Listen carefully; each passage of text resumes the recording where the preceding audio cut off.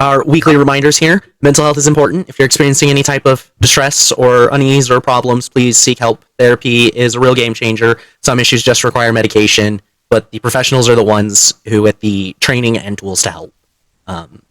We do have a Wikipedia link down below with crisis and emergency lines internationally if you need more immediate help. If you're in the U.S., you can call or text 988 24/7.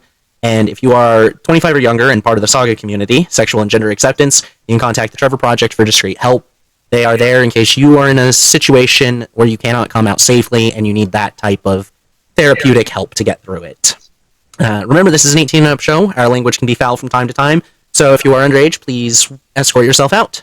If you want to support us, you can do so for free or money by checking out the Ko-Fi, Throne, socials. We got surveys, stuff like that, all linked down below the video. And with that, welcome back to the Highroad of Maluviette, a high fantasy 5e campaign that stands as the first of 4 20-level campaigns we hope to play through as part of the Forgotten Deity story. Our adventures consist of retired heroes and folk with something to prove as they travel an 1,800-mile stretch of mountain road that used to serve as a trade route between two countries. Their goal is to clear it out and make it accessible again. Besides the standalone problems on the high road, they also have to contend with mysterious purple crystals known as torment fragments, and both player and character sharing a single body. Last time we all met, you all found yourself in a handy-dandy fight with Piccolo. You defeated him. Magdalene was able to retrieve the Dragon Ball that she was searching for, and you were all able to make your wish on the dragon, which got netted you guys 2 extra attunement slots each for magic items. From there, essentially a tear in space-time formed, and you all saw another party of adventurers standing around the altar. One of them turned, and seeing Pius, shouted, "Amy!" Everything kind of faded out, and you found yourselves back on the high road, a 3-day journey away from where you had been just a moment prior. As you kind of all set up camp and everything for the night, you put Tempest in a house of cards, separate, and Pius had to stay 300 feet away, because the artifacts that were attuned to caused Pius to not be able to stay within 300 feet of all of you if you wanted to rest. Where we left off was with the sounds of Tempest screaming and shouting about how no one loves her, and no one really cares about her, that you're not really her friends, as she began to tear holes out of the side of your instant fortress. What time again? Do what? What time is this happening? Is this happening like during our night? Yes, while sleeping. It's around midnight at the moment.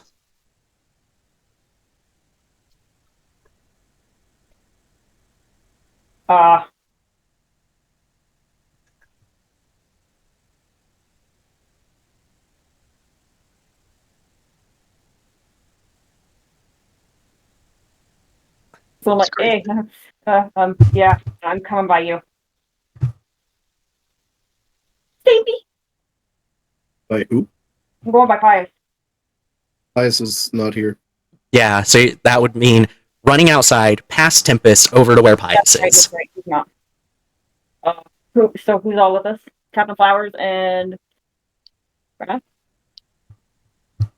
Everyone's in there except Tempest and Pius. Tempest is at the door, literally ripping holes out of the fortress, and Pius is about 300 feet away.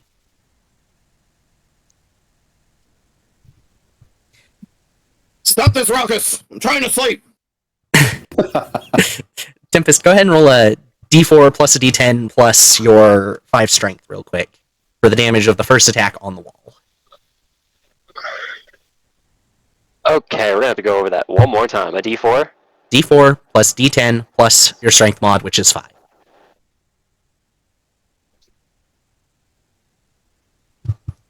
Wow. Well, 8 damage is good for the rest of the party, I guess.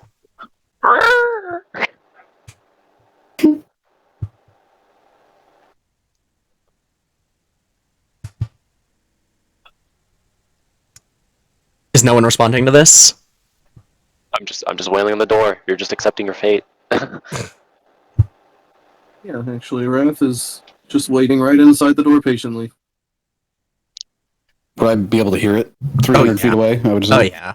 You position yourself to be able to more or less see the front of the fortress as well. Oh, yeah, that's right. I buried myself in the dirt. Yeah, pretty much.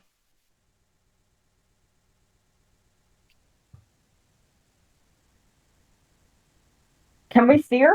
We can see her, right? Not really. You're on the other side of a wall.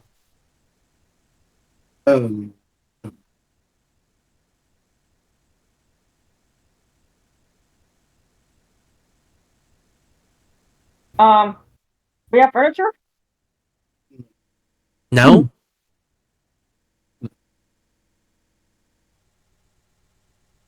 It's up the stairs to one of the arrow slits and looks down. I said enough of that! Attention to yourself.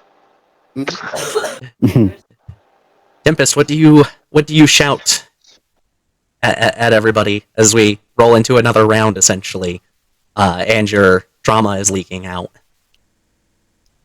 Where is everybody? It's dark. It's lonely. I hear screaming in my head.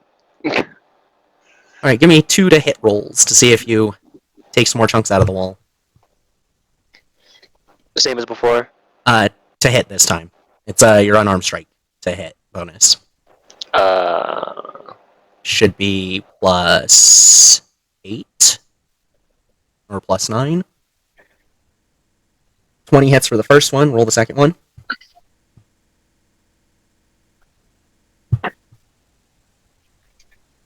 Both those hit, so 2d4 plus 2d10 plus 10.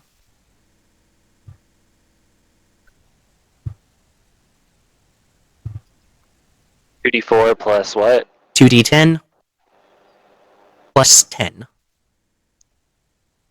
Scree. 29 damage this time. And Wrath, from your position, looking down through the slate, you can see her actually ripping chunks of the wall out this time. Just kind of tilts his head. What the fuck are you screaming about? We're right here!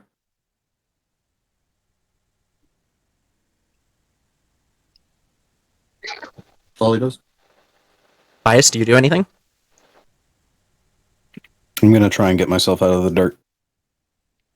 That doesn't take too much. After movement speed, we'll just call it the same as getting up from prone. Okay. And I'm gonna slowly walk towards her.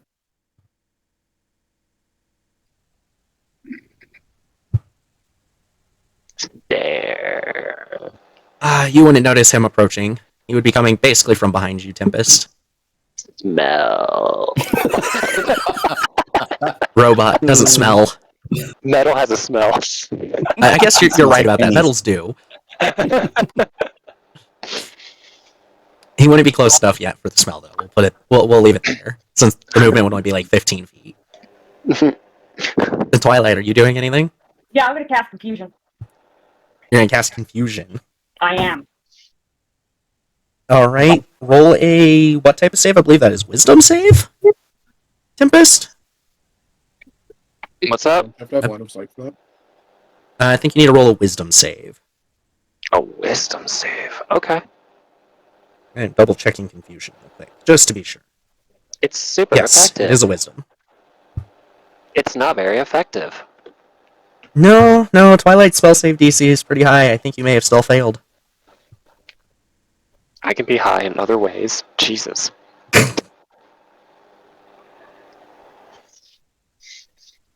Come on. Load.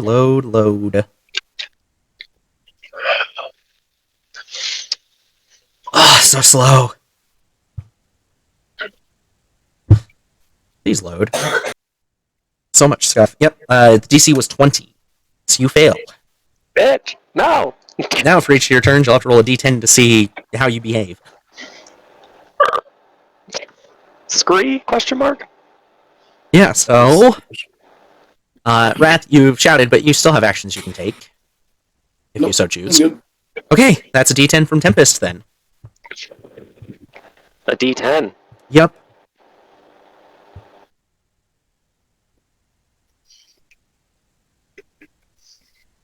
Seven.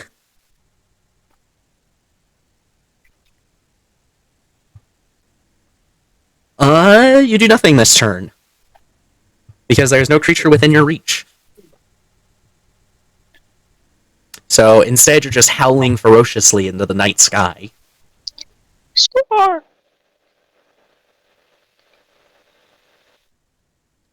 Back over to the rest of the party, though. While she's doing that, I'm gonna cast Frostbite. You're going to cast Frostbite? Yeah. Okay, that's a Constitution save. Tempest? Okay. Oh,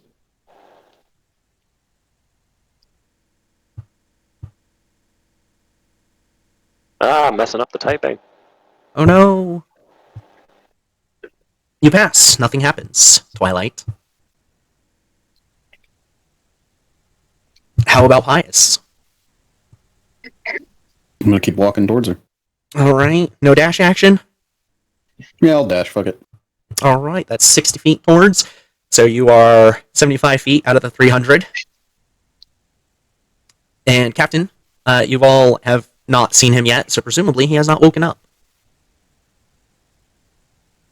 And the Hermit is starting to squawk, and he's clearly having a panic attack. How about Wrath? At this point, Wrath is like resting his elbows on the windowsill, looking down, just thinking. He's not sure what to do here. He doesn't want to fight head to head. He's still a mage, after all. Alright. That would be another D10 from the Tempest. Another D10. Yup. Whoa. Let's see. That's a 6. A 6. So, Wrath, as you're kind of looking down, you notice Tempest kind of starts to stumble and has to spend a few seconds catching herself. Almost like she's drunk. Have you come to your senses? Do we hear that? I mean, I'm yelling it. Yeah. You basically get no response.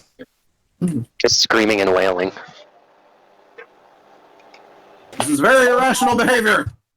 You tell me. I'm not talking to you. Oh. Pius, another 60 feet? Yes. Alright. Twilight, do you do anything? Oh, I'm gonna use my staff for swarming insects. And I'm gonna put them as butterflies. So she's even more confused. Not really how that works. Okay. You summon a swarm of bitey bugs that bite the person. That works. Please! I'm gonna give her please! Fleas. Okay, fleas are specifically listed for that spell. Surprisingly. Well, unsurprisingly. Said that wrong.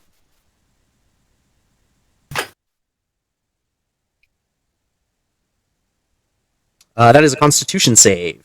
Tempest. I need Constitution.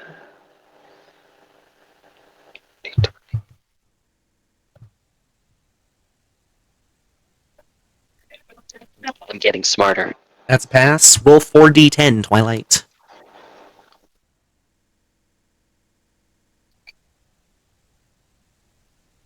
Wait, I gotta get into the dice roll.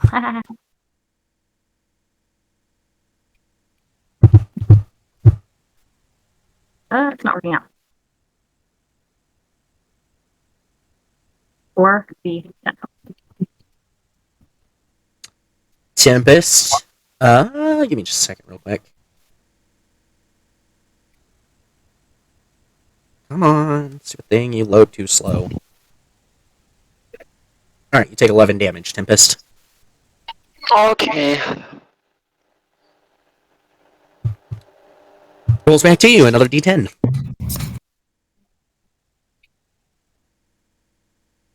Me? No, Tempest.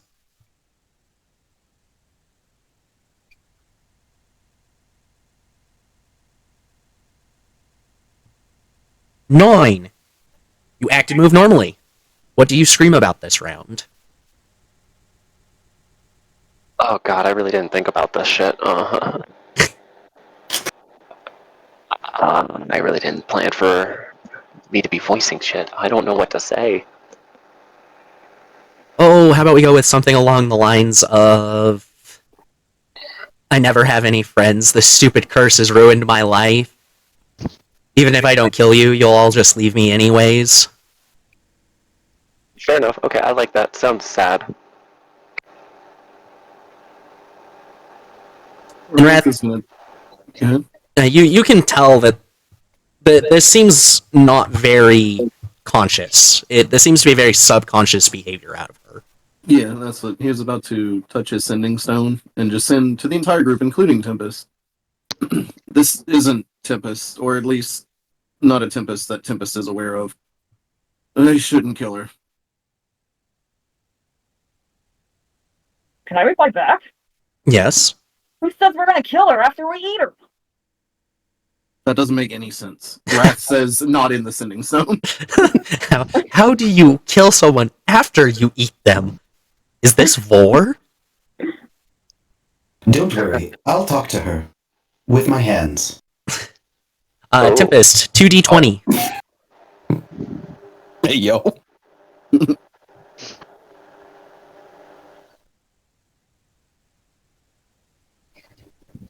Alright, only one of the attacks deals damage to the wall this time. So give me 1d4 plus 1d10 plus 5.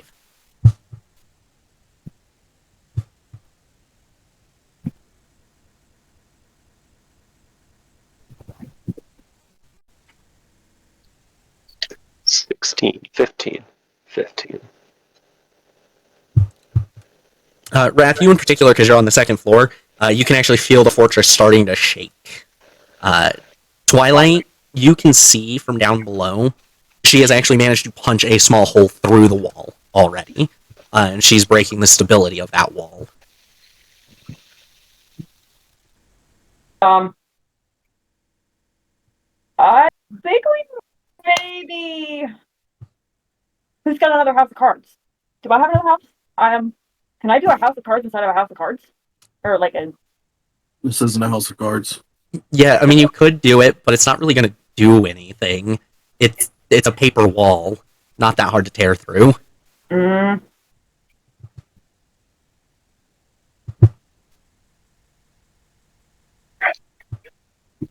Wrath starts slowly, almost begrudgingly, making his way toward the front door. I don't know if that's.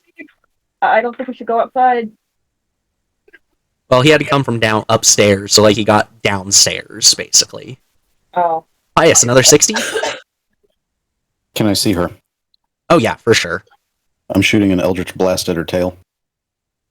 Alright. Actually, 2 beams. I'm not trying to do damage, but... You're just trying to get her attention, basically? Yeah, get her away from the fortress. Okay, just 2d20, just normal attack roll then. Okay.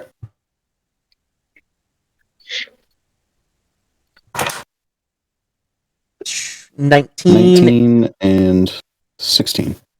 Perfect. So you manage to land one, like it goes past her and like lands to her left, and one hits the ground in front, launching dirt up, and you now have Tempest's attention.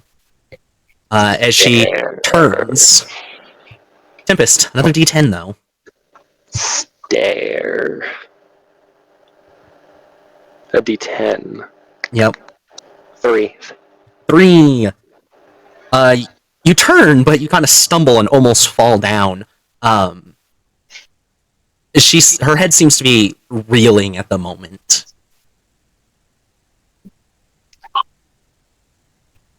What do you mean by reeling? Like if you hit your head in a wall and you're kind of reeling, you're like spinning, you're dazed. Oh. We notice this? If you're actively looking out one of the holes in the wall, yes. I kind of am because I saw that, because I saw her and then she kind of turned away. So yeah, I kind of am actively looking at it. Well, it's back over to the rest of you.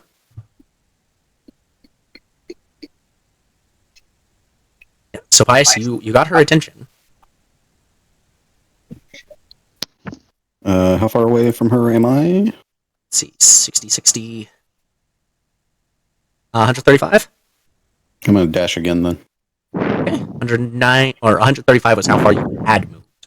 So that would be 165 away. So you are 105 away. Okay. Captain, you're back. Yarr. You've just woken up. I'm awake. And as you start trying to take in what's going on, you can tell Tempest has shifted, was tearing out a hole in the wall, Yarr. and everyone else is trying to deal with this currently.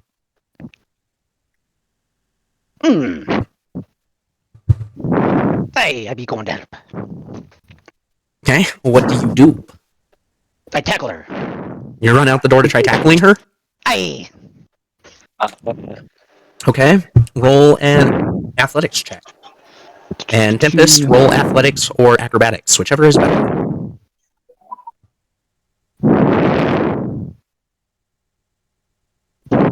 I was on it the entire time. I didn't have to be, it was staring me right in the face. Hey, Captain. Yarr. Breathing into your mic really hard.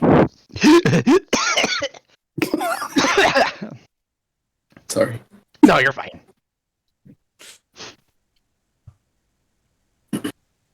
All right. Tempest got a 20. What did Captain get? I'm doing acrobatics or athletics? Athletics. Athletics, okay.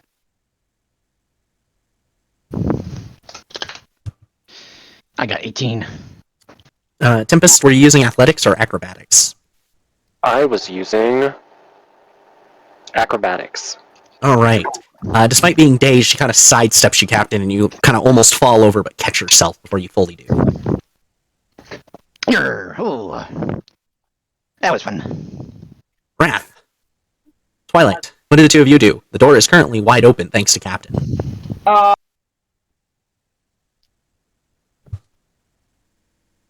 I kind of go over there and kind of just like, like the Jurassic Park movie where they're kind of shutting the door and trying not to make a sound. That's what Okay, I'm kind of doing. before you shut the door, Wrath bolts forward, and you see blue flames start to lick at his feet as he casts a Chardolin Stride at 4th level. What does that one do? For the duration, my speed is increased by 20 feet. Moving does not provoke opportunity attacks. When I move within 5 feet of a creature or object that isn't being worn or carried, it takes, because I'm casting it at 4th level, 2d6 fire damage. And a creature or object can only take this damage once per turn. All right. So he bolts forward, so I have 50 feet of movement. Does that get me to the scuffle? Yeah, easily. Does that get me... Is Tempest facing Flowers, or looking kind of between everybody? Kind of looking over the top of Flowers at Pius. So you'd be coming up on like her left side as you come out the door. Her back's to the wall. Okay. Then I will, because a Chardolin Stride is a bonus action, I will pull my staff out and just do a full, as I come to a sliding stop, baseball bat swing for the back of her head. Okay. Go ahead and roll that to hit. Natural 20. Okay, I don't even have to look at the AC then. So you got max damage plus the roll. So it's max damage so it's 2d8 plus 5, so it'd be 16 plus 2d8 plus 5, right? So 21 plus 5? Or 21 plus 2d8? Yeah. So that is an 8 and 5, so 13. So that's 16, or 21 plus 13 is 34 damage. And I need you to make a Constitution saving throw as a crack of thunder spills out from the back of your head, essentially. Swing, batter. Ow. That is a fail. You are stunned until the end of my next round. Or my next turn, excuse me. I'm getting angry. Yes, you started it angry, and you are getting angrier. Angie. With that, I'm so angry. actually, no, that ends my turn. I forget. I'm She's not. stunned, right? She is now stunned. Yes. I'm gonna, because I think I have a hope fragment on me. I think I have one hope fragment, and I'm gonna just kind of place it in her palm of her hand. I already have one, though. Obviously, it's not working, so I'm gonna give you my second one. So, Twilight, you notice as you're having this idea and you're running up, the hope fragment she's wearing as a bracelet is not around her wrist. Oh shit. I forgot to mention, both Flowers and... Holy shit, max damage. I am rolling fucking on fire tonight, y'all. Both Flowers and Tempest, you both take 12 points of fire damage from being within 5 feet of me. Okay. Yarr. And with her being dropped to 0, you notice I'm at 0? Yes. Oh shit, I thought I was at 66. Okay. No, at this point, that was exact. You had 12 hit points. I thought I was at 71 prior to that hit. No, you have been taking damage bit by bit here. And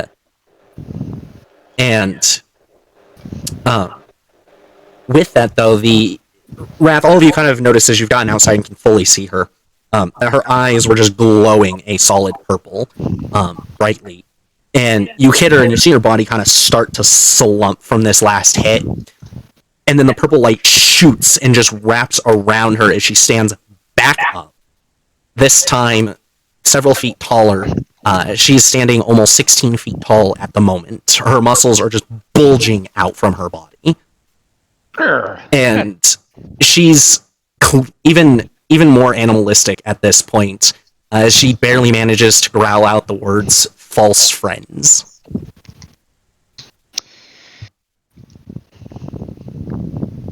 Depends on who you ask.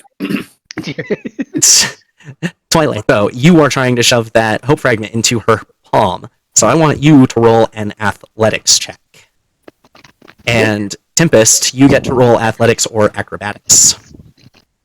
But Twilight, athletics.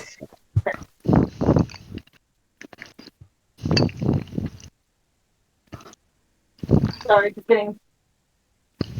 Alright.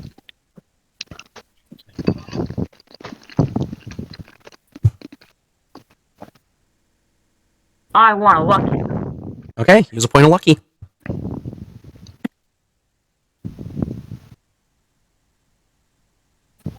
Alright. You do successfully manage to shove it in her hand. Tempest, give me a d10 real quick. Okay.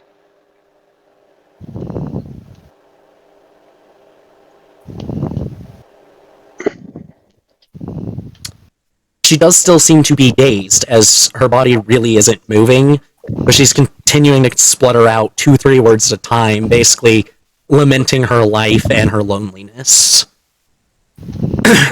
But Tempest, with this hope fragment in your hand, your inner self is where we are at the moment. One that's coherent, but not aware of what's going on outside. And you can hear a voice. You can't make out its tenor, its pitch, or anything like that, but you can understand its words. Why can't you accept yourself for who you are? Who's there? Everyone else, as you notice her staggering, you have another round. Can you repeat that? What, I heard Tempest say who's there, but can you repeat what just happened? Tempest's inner self is having a conversation that no one else is aware of. Okay. But the rest of you see Werewolf Tempest dazed and kind of scrambling. And then you all have another round to act. Pius, you're still 105 feet away. I'm dashing. Okay, you are 45 feet away. Wrath, how about you? Wrath will, as a bonus action, he'll activate Blade Song. Let me mark that off real quick. Sorry. And then he's going to.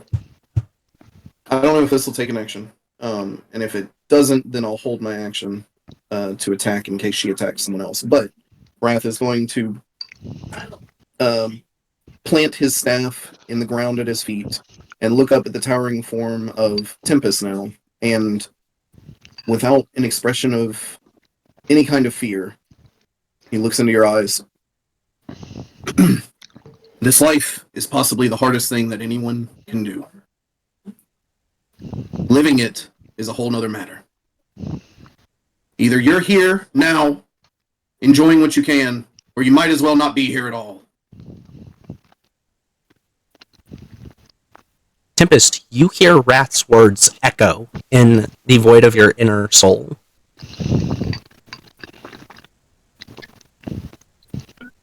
I call out Wrath's name, and whatever sound you want to describe that comes out of the wolf's mouth. But I am trying to call out to Wrath as I hear that voice, following wherever direction it's going. Okay, give me a wisdom save to see if you can determine that direction. And Wrath, it's hushed, but you can make out that she's trying to growl out your name. No sound of malice, though. 13. you can't tell where it's coming from. It seems to just be echoing out from every direction. Can I change my action hearing that from her? Absolutely. Wrath will. How much taller is she now than him? 'Cause Wrath isn't like a tall person to begin with. She is about 15 feet tall currently, just roughly. Okay. So probably towering a good 9 to 10 feet. Okay. Wrath will.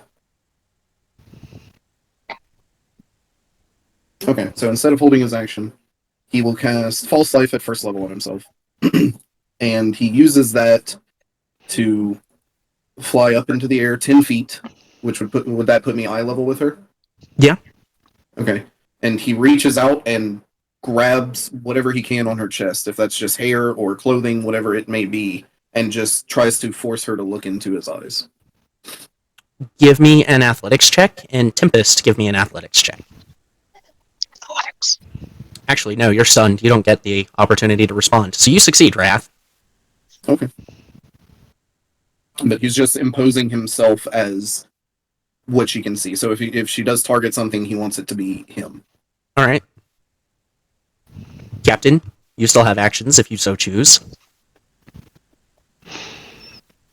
She's taller than him. I was thinking about climbing her, but You stand at like maybe her knees, possibly lower. he's just gonna hang on to a leg. Just hang onto a leg. Twilight, how about you? I'm gonna cast Animal Friendship. It does. Well, I mean, technically, animal friendship affects you, but you doubt that's going to work in this instance. She's not really an animal.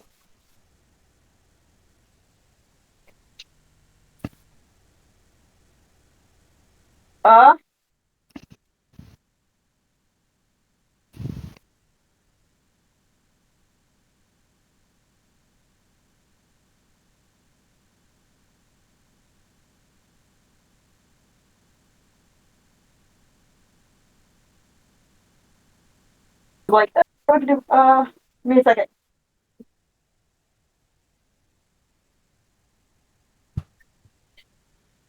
Give you a second. Give me a second, because that's what I was going to do. So,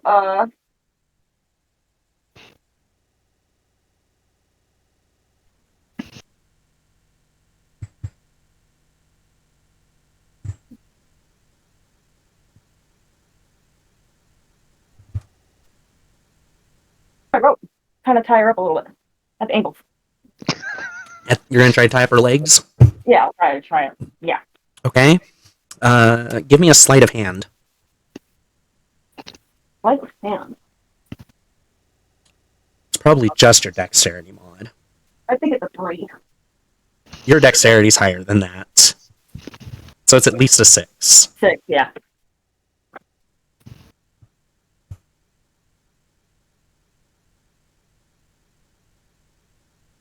No, you need an exclamation, not the number 1.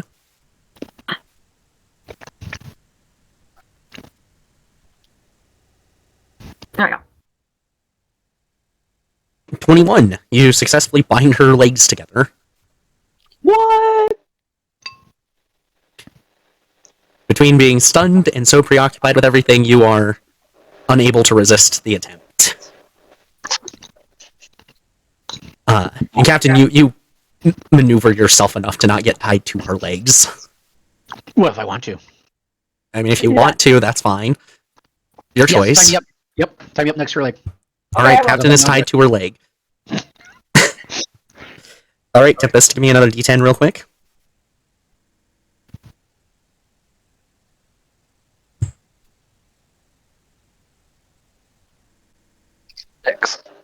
Six. Werewolf Tempest continues to kind of stagger and dazed at the moment. Inner Tempest. You've heard the 2 separate voices, one of which you knew was Rat's, and you hear the first voice speak again. I have gifted you power.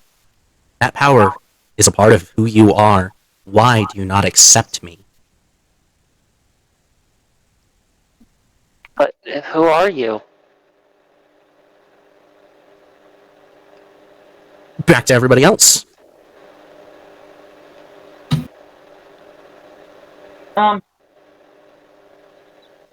She's pretty tied up, right? Or her legs are. She's way too big to have tied up that quickly. She has weight. She's fine. I was thinking maybe we could just kind of knock her out, like knock her on her back. You know. I'm going to move 30 feet this time, and I'm going to telepathically speak to her. Okay. Okay. That puts you 15 feet away from her. You are more than clear to do that. Tempest. Hello. It's me. Pious. I don't know if this is comforting or disturbing. You do hear that. Echoing and everything. Are you okay in there? No, I'm not okay. I can't see anything. I have no bearings. I don't know where I am. It's quiet. It's dark. It's like they're screaming in my head. Oh. Well, have you ever tried to tell them to shush? All the fucking time. And I'm guessing that does not work. No. That's tragic. Are you here to help me or just make me sadder? Well, I just wanted to talk to you and see if you were okay. Alright, more than enough for a 6-second turn there. Wrath, Captain, Twilight, you still have actions. I'm gonna hold my action until something actually happens. You can't move. He can still hold an action. He's not completely restrained. Oh, He's just unable to move, basically. But he still has hands and can do things like punch or swing Mama and Mia. Mamma mia, mamma mia. I'm gonna try like knocking her over. You're gonna try to push her over? Yeah. Okay. Make an athletics check, and Tempest, you make an athletics check as well. How tall is she? Like 15 feet? She's 15 feet. Yes, you're pushing somewhere around her waist, groin area. Trying to. So athletics. Yes. I'm gonna turn into an elephant and then push her over. I'm not sure if you can turn into an elephant still. Let me go double check. While you're doing that, just real quick, everyone within 5 feet of me takes 8 points of fire damage. So everyone that is not pious.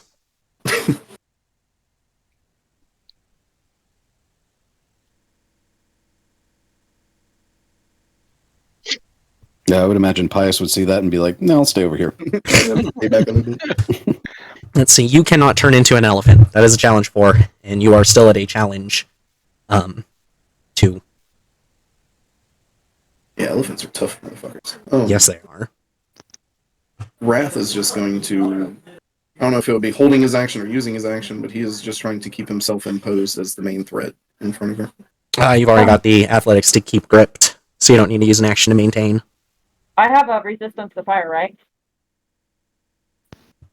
I don't think you naturally do. I think you can cast Absorb Elements. We had resistance in the volcano, but that's over. Yeah. So I'm taking only half of that. Okay. Spending a spell slot to only take half.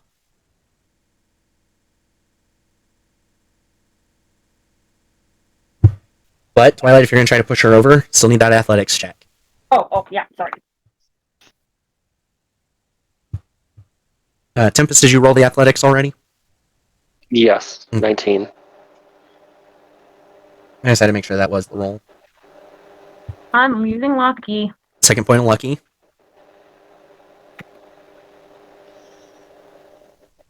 Oh my goodness. Forgot the 1D. Okay, I'm confused. You'll get Do I it just when you re-roll look it? Yes. Yes. You see, when a bird and a bee love each other very much. Whoa. at 17. it. 17. I got a different story. It isn't Maluviette, anything's possible. Very true, very true. When the goblins and the bugbears love each other very much. Here we go. Oh, Yeah. Oh, we're getting into it. We getting some short stacks in this motherfucker. Tempest wins the contest of strength. You try to push her over, but even tied up, she kind of keeps herself standing. Tempest, give me another D10.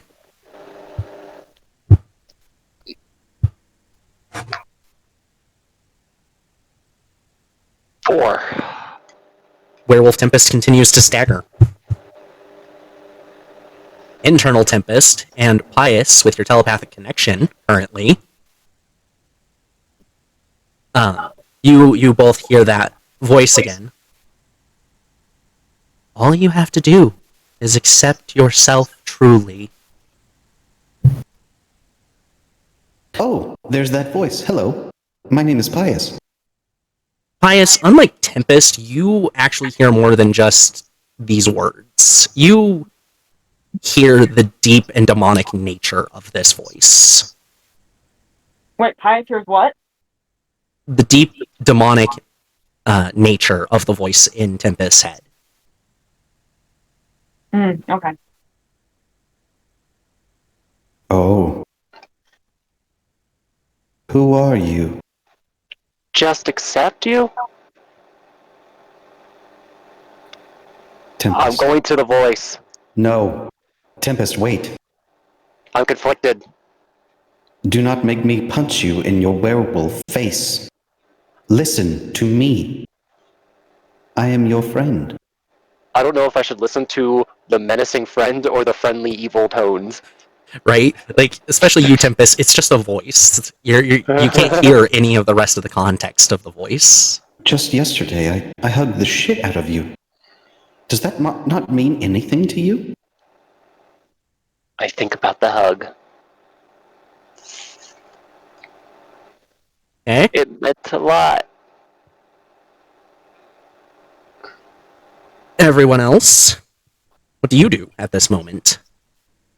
Pius seems to be almost stuck in a trance at the moment. And I noticed that he's in a trance. Yes.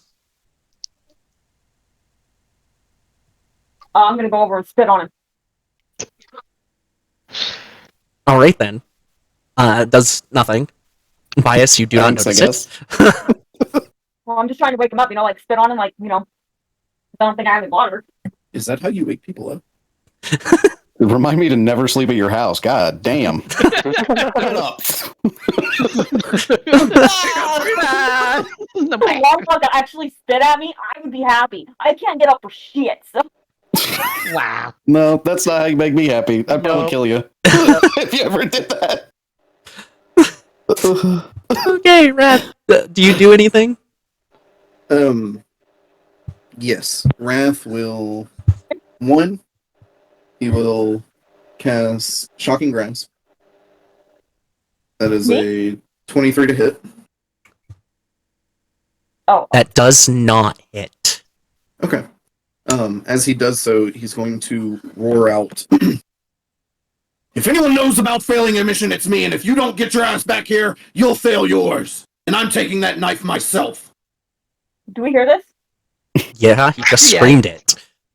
I go right back. I run over there. I run right over there. I'm here. I'm attention. I'm standing right in front of him, going, "Yes, sir."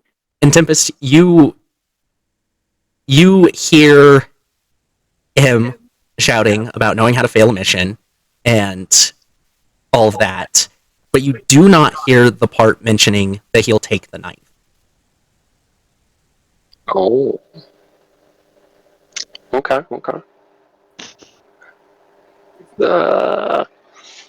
Captain, do you do anything? I'm gonna hang on to that leg real tight and prepare to tip her over. You're going to attempt to tip her over? Nope, I'm gonna prepare to attempt to tip her over. Prepare. Okay, that way you can get advantage when you do Yes. attempt it. Gotcha. Yes. Fair. I guess am I going? Do you need me to go back over to you so we can do this together? Out of game, I'm asking. That could give advantage as well. Yes. Like, does he want me to go over there then? He's not saying anything. He just started preparing himself. Okay. Okay, Tempest, give me another D10. Our 7th round with confusion. D10, alrighty.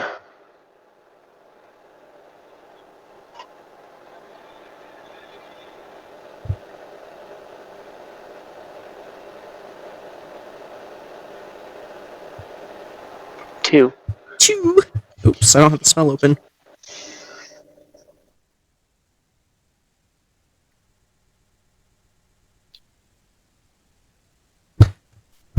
Tempest starts attempting to walk and just falls over instead because she's tied up. She started to move with no regard for that. Does she fall on top of flowers? Yes. Oh, Not shit. enough to cause damage, but yes. And Tempest, you and Pius, since you're still in there, hear the voice again. I am the progenitor. The curse comes from me. I am power, and you have been granted it. It is a part of who you are.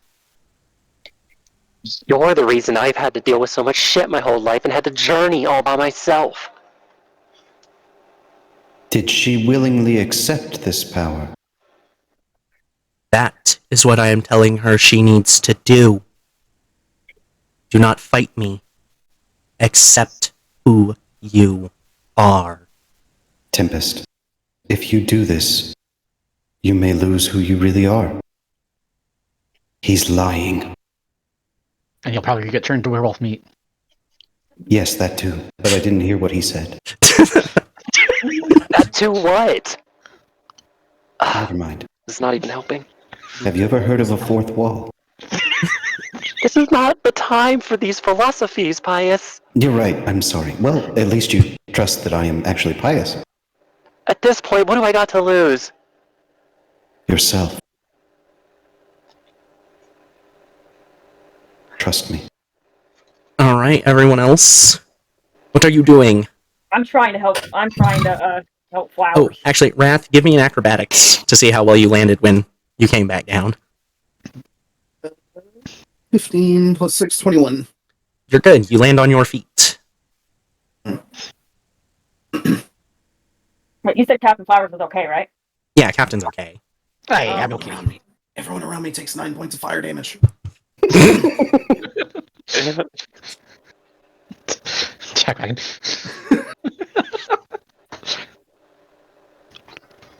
Everyone? Well, how much is it again? 9, but your hit points are not really being calculated at the moment. That's right. I'm gonna actually go over to Pius and I'm gonna transfer him into like an earworm. Can I do an earworm? That wouldn't work. I don't have ears. Yeah. I don't know what to do. I guess I'm just gonna pull out and try to pull out Captain. You're gonna try to get Captain out from underneath Yeah. Tempest. Okay. Wrath, what are you doing? Nerd, don't movie.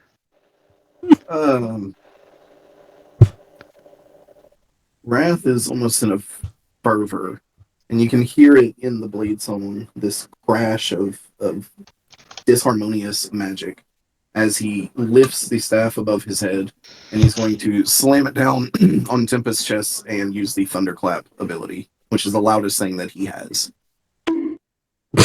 It's a bit louder than that, but yes. Yeah. That's everyone within 60 feet of me must make a Constitution saving throw, please. Everyone roll a Constitution saving throw. Damn. And it can be heard up to 600 feet.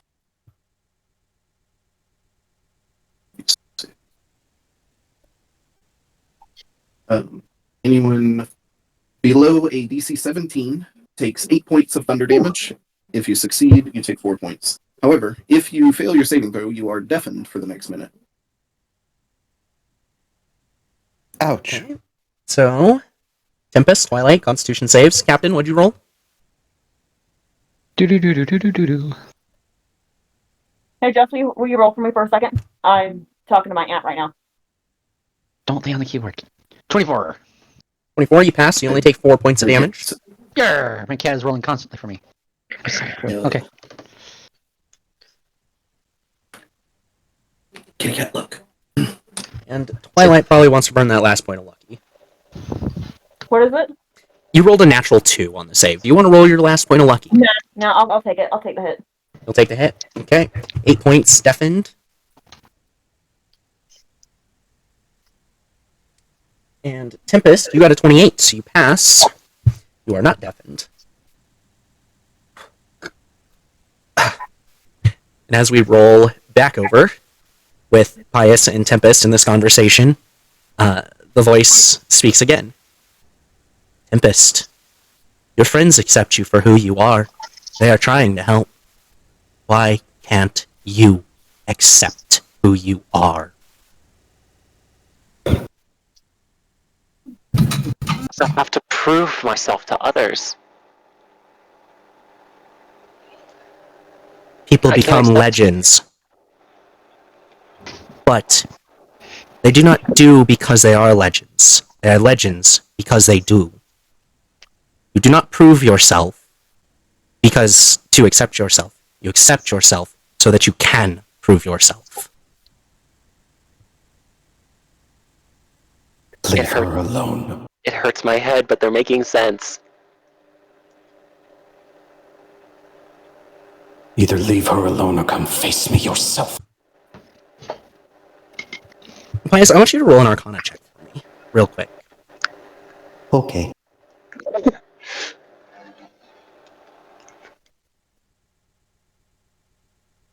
Oh, that's not where my proficiencies are. There it is. I'm not.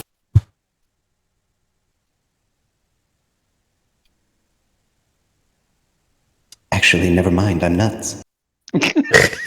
That's a 20. It's a 20.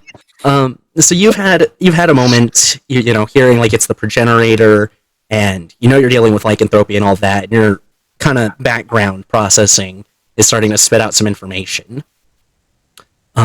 Lycans have uncontrolled transformations, of course, under the full moon. But those who accept the curse are capable of controlling their transformations, of retaining their sense of self. And you also know that it is a very powerful demon that is the source of that curse.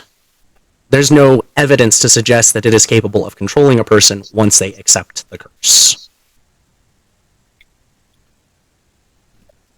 Okay, so Tempest, you're going to be a little upset with me. What? I may have been a little too harsh on your bodiless voice talking to you. What did you do to me? No, I didn't do anything. Listen, you have to stop making me laugh, Captain.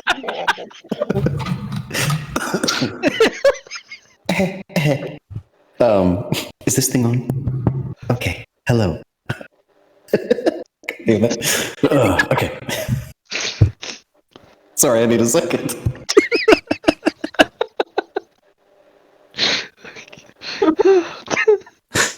Okay, this shit's making me laugh. I can't do that anymore. Okay, Tempest, you have to... If you accept the gift, you could possibly control it yourself. The full moon won't determine whether you're a lichen anymore.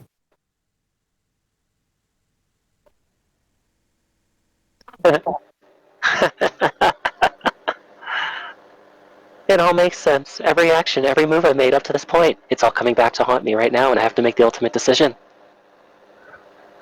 Yes, it is ultimately up to you. I won't tell you how to live your life, but I believe it would be a good choice. Especially since you're traveling with us. I know what I must do. I'll do what I must. Crap. I will make the decision I need to go forward from here. Okay. Good luck. Goodbye, Pius. Goodbye. Oh my... No. No. And then Pius snaps awake. Tempest, the voice speaks to you again. You accept, and tell me, what are you? Got me locked up here. At a game, you got me locked up on that question. What? You're accepting the curse of being a werewolf. And his question is, what are you? I'm Tempest. Not who, what?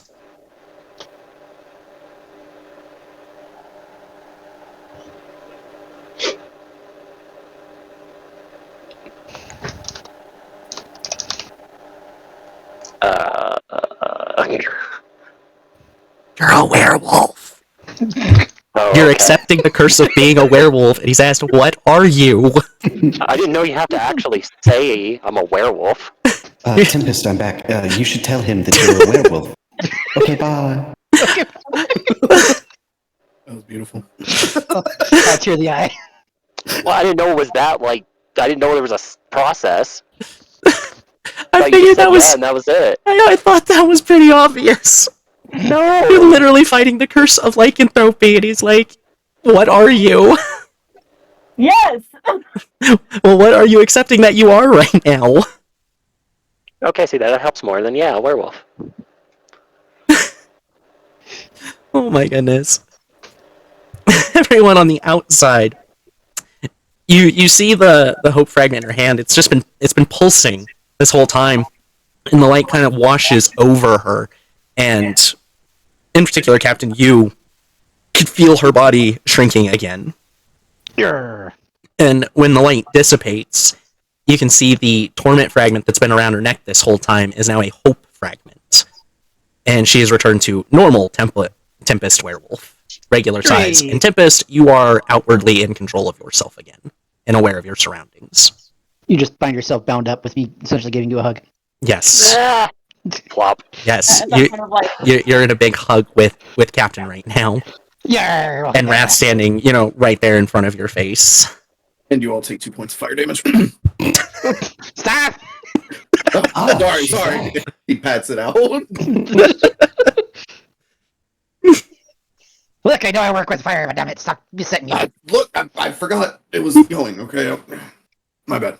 My God.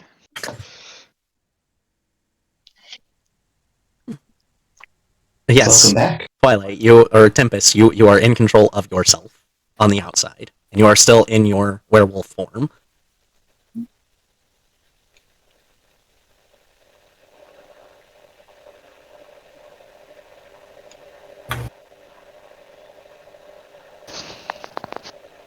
What? I'm trying to undo these ropes on my damn leg. You all see her kind of roll on her back so that she can actually get her hands to them. Falls down with her. I wonder if you scratch her belly if she does that thing that dogs do with their oh my leg. gosh, I'm gonna try it since I'm kind of Scratch my like, belly and I bite your hand off. I'm gonna do it. I'm gonna try. Okay, yeah, you try. I'll sit back and watch. You got a little bit of a stuff right there on your cheek. So, since it sounds like Twilight's trying to rub the belly, I guess that means... Why is that attack? There it is. Go ahead and roll your bite attack then, Tempest. You got a plus 11 on that. A bite attack. You said you were going to bite her. Nice. 20.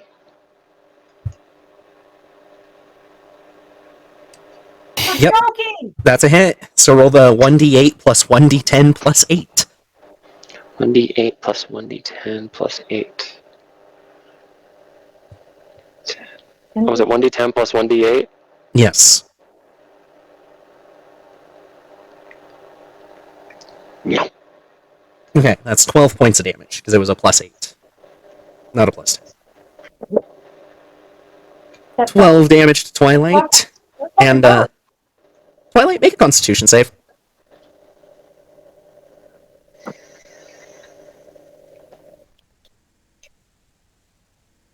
Keep doing that. Ah!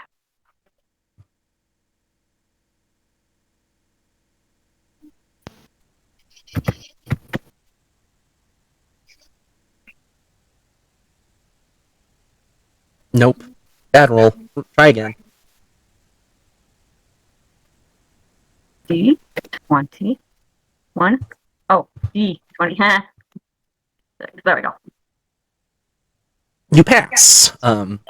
Wrath, Pious, you have a good enough view of this. As she bites, you can see black wisps of energy trying to pour into the wound from her bite. But they don't seem to actually make it in. Oh dear, that could have been seriously bad. What? You're Nothing. right. You could have lost a hand. No. Well, maybe, but also gained something. Gain. What do you mean by gain? The Don't curse of worry about it. lycanthropy is passed by the bite. Oh my gosh, bite me again. That would No. be cool. We If you already get have like one. we We I'll have to already show have you. one in the group. Please, for the love of all the gods, we do not need another one. Fuck the gods. You wouldn't be the first werewolf that I killed. Oh, that was actually hard as fuck. She says that she's still a werewolf. My tail wagging back and forth. Enough Oh, time has that means she's passed. happy. Tempest, give me a sleight of hand real quick, Tempest. A sleight of hand. Yep, this is going to determine whether you ended up pulling, untying the rope, or if you ended up cutting through it. Okay, give me a second here. I don't use this too often.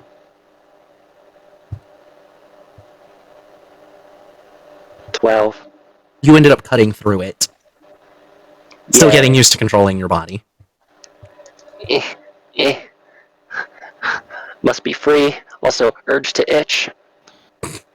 Is a need to itch behind your ear? Yes. Sitting there like a dog, scratch, scratch, scratch, scratch. Do you want me to scratch it? I will bite you with my scythe next time. I am not a pet. I was just curious. Come on, you look like you're struggling over there. My God, I'm just trying to help. I am fuzzy. Yeah, you are. And hot. Now Yes, get I'm this damn rope. struggling. I'm gonna pretend Captain didn't say that. I am struggling in life. Don't stare at me like that. Seriously, I'm struggling. You're like a heater. Get these damn ropes off. Yeah, it's like she's so puppy. I gotta pet her. I gotta pet her. It's like those cute little dogs and the pet stores. It's like, oh, I gotta touch it. I just got you. Growling intensifies. Y'all are feeling pretty tired, as you recall that you all were trying to get some rest. Fuck this shit. I'm going to sleep. Y'all are keeping me up. Still tight up. Come on. Just wait till I get you undone. Fine. I mean, she cut the rope, so it's already undone. Well, okay, then no one told me that. Cool, I'm finding a corner and curling up. This would be a perfect time to cast confusion on flowers. You do have a second spell slot for that. I do. Yes, because you leveled up. You now have 2 4th level spell slots. Oh my God, I'm gonna do it. I'm gonna cast confusion on. Captain, that's a wisdom save then. I cast counterspell.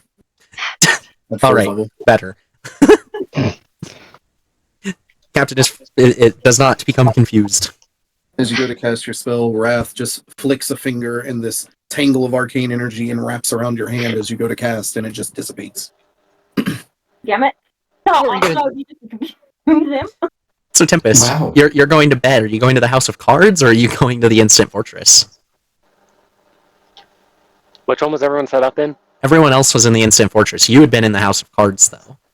I'm wandering into the fortress. Okay, she's wandering into the fortress. Yeah. Go in the House Okay. of Cards. I'll stay here.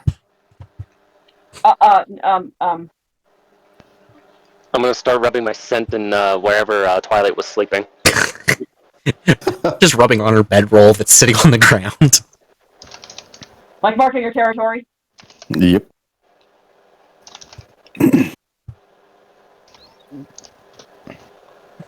All right, does that mean back to bed for everybody?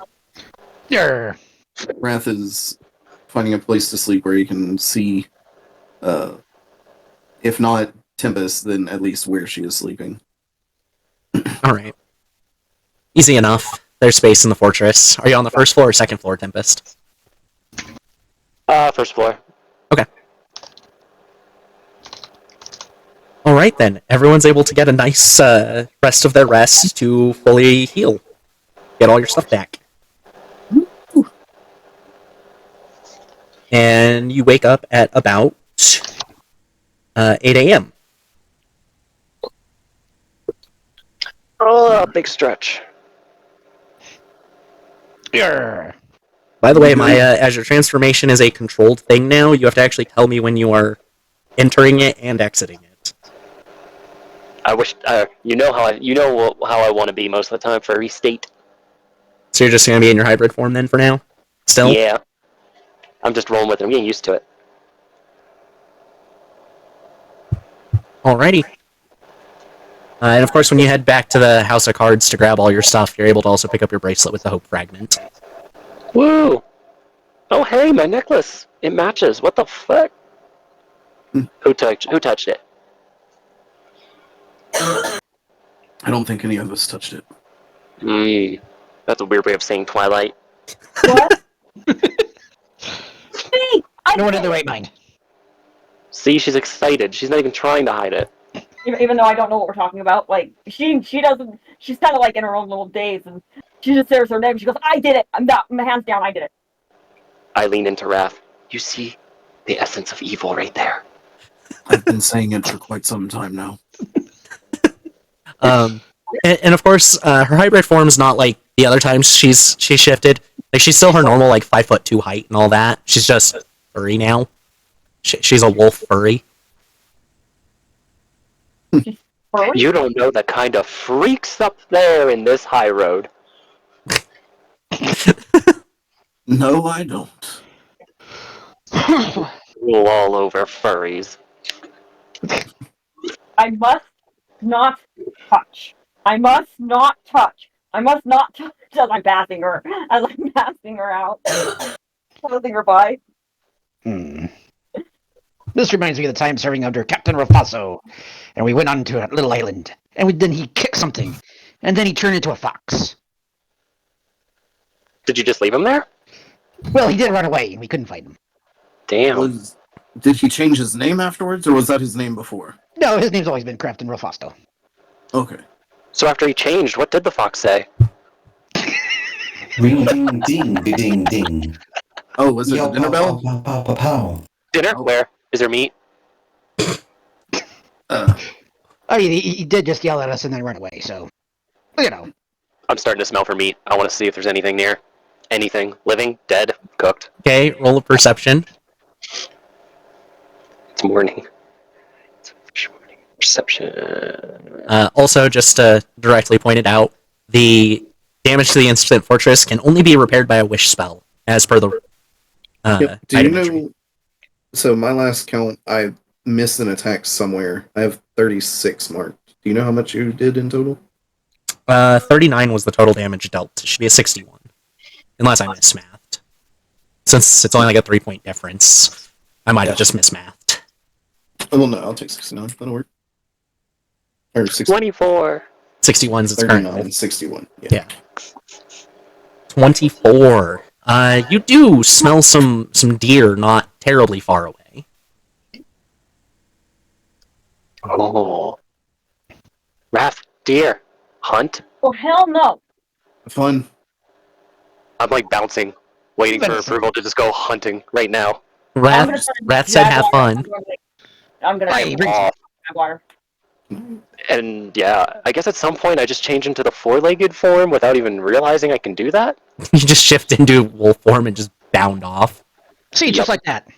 That Rafaso just did that, and then we never saw him again on the island. Twilight, to reiterate something that's come up God knows how many times at this point, you know that people need to eat meat to live. Other animals eat meat to live, and you don't try to kill every wolf you see just because it eats meat. You accept that other people aren't vegetarians or vegans. So hard to do that though. Challenging.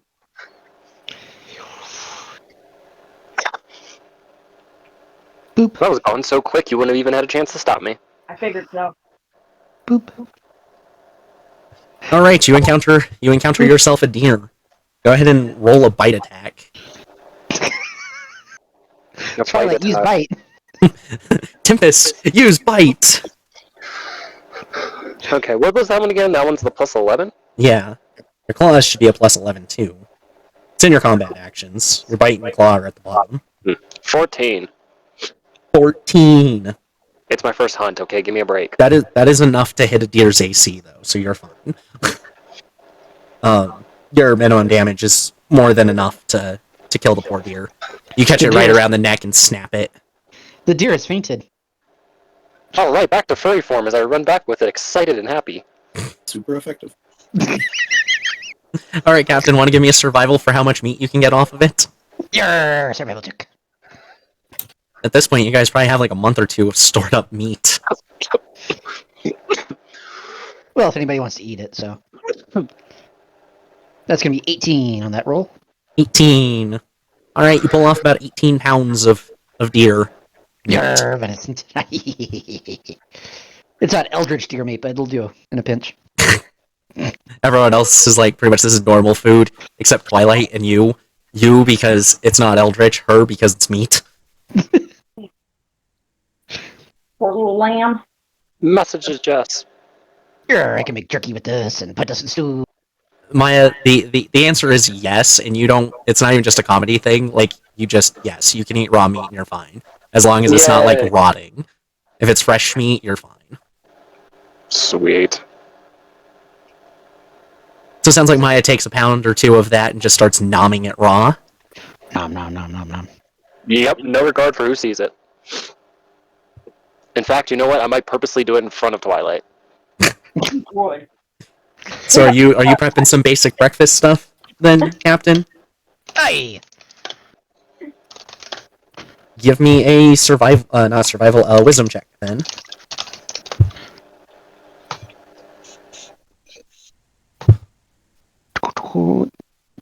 Oh, that's going to be a dirty 20. Dirty 20. All right, you're good. Takes you about a half an hour to do so. Yarr. So as you see, if is anybody watching Campfires, he's trimming up the venison. He's working with it. He's cutting it into tenderloins, and then he starts pulling out bacon slices, and he starts wrapping it around it. And then he starts making a little creamy mushroom sauce on the side. And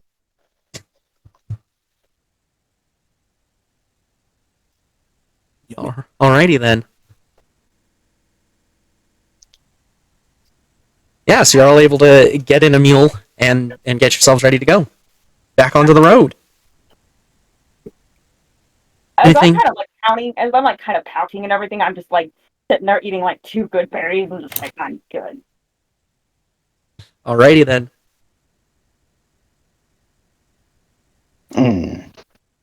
I love a good venison meal. So as you're traveling through the day, fairly uneventful. There's sound of birds and harpies in the distance, and all these sounds you've become accustomed to on the high road. Things that aren't necessarily a threat, but could be dangerous to people if they're not paying attention. It's not really your job to clear every harpy, after all. It doesn't seem to be all that eventful. No problems. And around 6 hours into your travel, putting you, if I can math correctly, Can you math correctly? maybe. It's about 3:30 p.m. Clouds start to roll in. Dark clouds. You figure there's probably snow incoming, but you're not completely sure how far out, unless Twilight uses Druidcraft to foretell the weather. It smells like snow, and therefore it smells like penguins. You guys want to know? If there's penguins, aye! Wonder what penguins taste like. They're a bit You know how gamey. tempting it is just to be transform into a penguin right now. What's the weather like? Is it gonna snow, rain, clear up? Yeah, so over the next hour, it's basically going to finish rolling in. It's going to start snowing. It's going to start light, but eventually progress and become heavier. The storm should last about 24 hours. You can't tell beyond that 24-hour mark, though, so it may continue even longer than that. Like about maybe an hour or so, and then it's gonna progress into like a fucking storm. So it's gonna It's going to start off light and then get heavier. It's not going to come in blizzard. It's not gonna be a blizzard. No. Oh. But it is going to be like continual snow piling up. And that looks like we're gonna get about 10 feet, guys. 10 feet of snow. Perfect for penguins. That's a lot of snow. Aye. We should make what travel we can before it gets too big, or too high, rather. Agreed. All right, let's pick up the pace here a little bit then.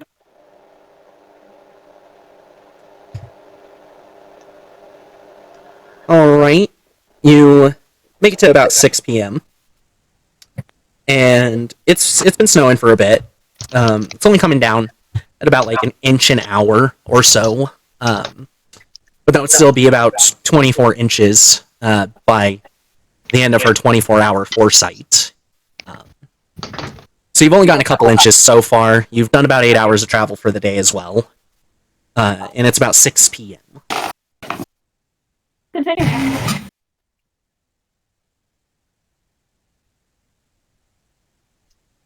Sure. Twilight votes to continue. It's not heavy yet. Sure. Let's keep going. Constitution Constitution from everybody then. Constitution checks. Saves, yeah. 23. You gotta be fucking shitting my ass. Well, Wow. what's hilarious is a nat 1's not an automatic failure since it's not an attack roll. 10 is the DC, though. So you still passed, Pius, just barely. Cool. So, much like Pius, I also rolled a natural 1 for 11. And Twilight got a total 10. So a lot of you kind of like, it wasn't the best hour of travel, but you're not exhausted or anything. No levels of exhaustion. But it was a little rough as you're stomping through the snow. Yeah. It's picking up quite a bit. Come on, guys. Look, kicking your ass last night took a lot out of us, okay? And this is coming up to my waist. And whose ass was kicked? I'm still trucking along. I. The snow has only developed like 3 inches so far, Captain. That better not be your waist. You're not an underpants gnome. Fucking gnome. Confusion. I get a cast confusion. I guess I'm leading the group at this point. Do you all remember that scene in Dumb and Dumber when Harry and the woman were like playing in the snow and then he shoves her face in the snow? Yeah. That's what I'm about to do to fucking Twilight.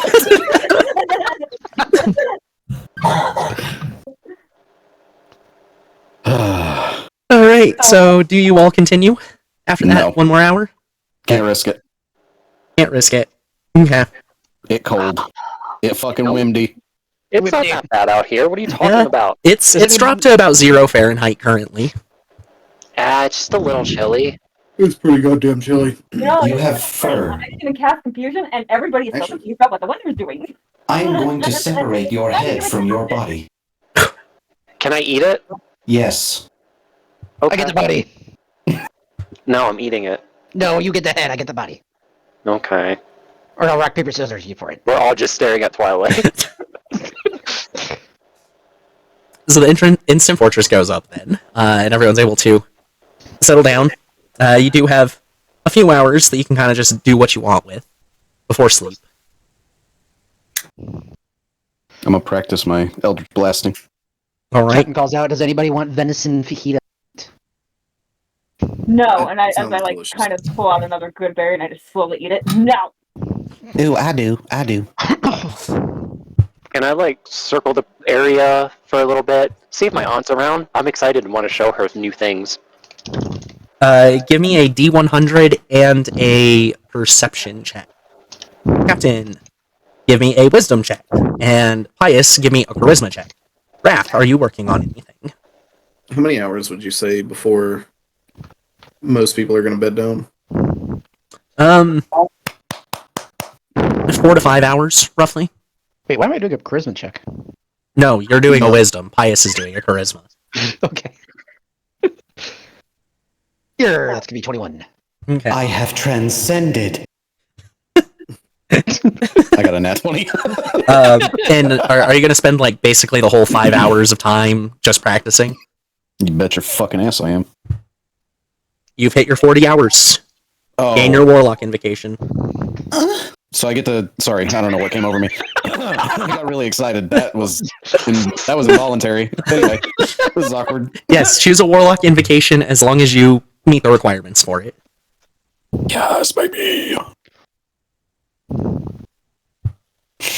Captain, what'd you get on that wisdom? Here, 21. 21. Sweet. Takes you about an hour and a half to cook up these venison fajitas because you're being very careful and precise and making sure that the cuts are all nice and prim and proper, and that gets you your cooking tools proficiency Yay. as well. There we go. We have fresh venison fajitas with fresh corn tortillas. Want to make me a quesadilla in there? Just cheese? Do I look like I have cheese? You can Yeah, buy yeah. cheese and you know it. I could get that. Actually, you have a self-stocking. You have a self-stocking kitchen now. You have cheese. You know, I could do that. Does anybody else want that? I don't want to fight with you. Hey, Tempest, before you go on your little journey, can I get out a snack bag, please? Here. Thank you. I'm going out a block of cheese. I just slam it on the counter and say, please. I was going to do it anyways. I was just giving you a hard time. Well, there you go. Wrath, what were you working on for that time? Wrath is going to go back to tattooing the leather for his spellbook that he's now using. Okay. About how many hours were you going to spend on it? However long until I would be like pushing a short rest or a long rest. Sorry. Okay. Well, you don't really need to roll the dexterity check because an hour and a half will get you your painter supplies proficiency. Woo!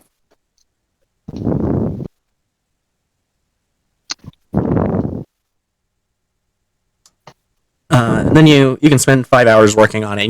You definitely work out the idea. You know exactly what you're going to do. You know you can do it now. And whatever you're actually, you can even get the actual stuff done on the book itself. You can get all of that done in the 5 hours. Okay.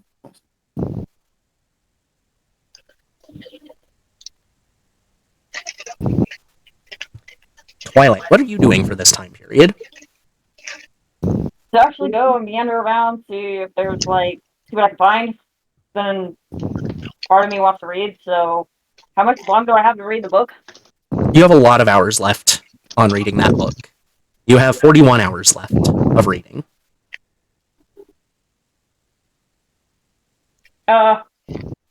Meander around the town. Around the camp? Yeah, I think I'll meander. How long are you going to meander? A good couple of hours. Don't be gone too long. I am making this for you. Well, Alright. And then what are you going to do with the other 3 hours? I'll make my food and then I'll leave. Oh. So right now I'm reading a little bit of the book while I'm waiting for the food. Okay, and what are you going to do with the excess time past your meandering? Say that again. You have 5 hours total time. You're spending a half hour reading, or an hour and a half reading, then 2 hours meandering. What are you doing with the other hour and a half? I thought I was gonna meander around for at least. You said a couple. A couple means 2. Oh, okay. 3 hours. 3 You're hours. going to do 3 hours. Okay, then what do you do with your last half an hour? I'll read. Okay. You're at 9 of your 48 hours. Yay. Go ahead and give me an intelligence check at the same time. Me? Yes.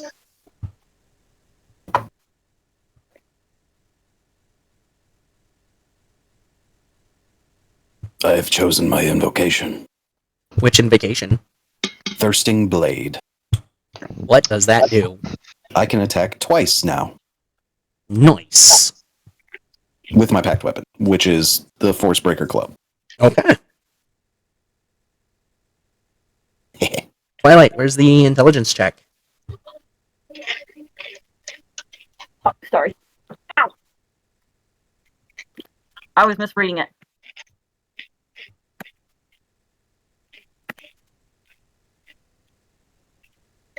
You didn't forget me, right?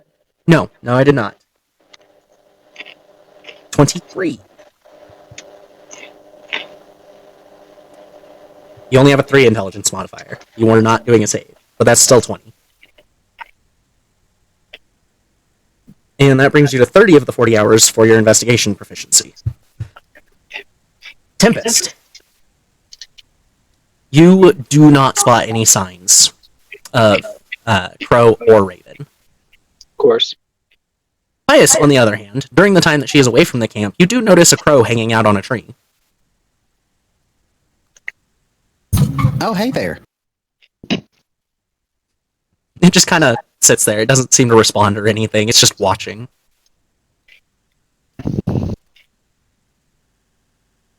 Can you hear me now?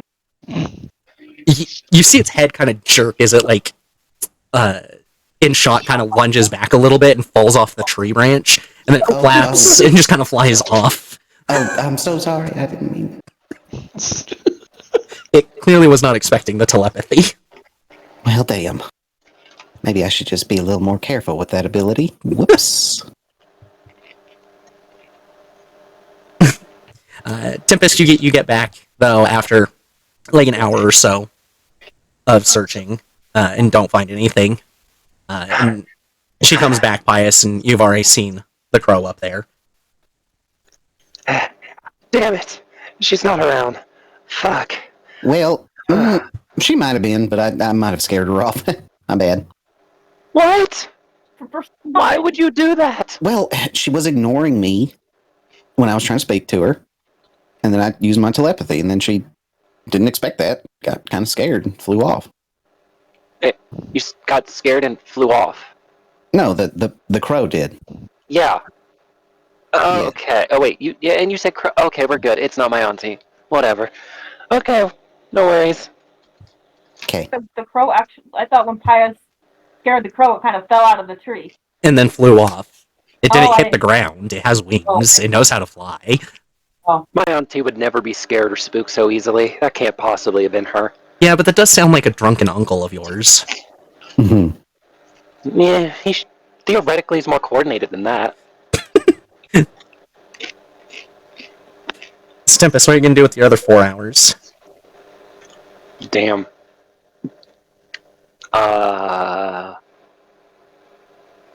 Meditate with myself. I have some self-reflecting to do.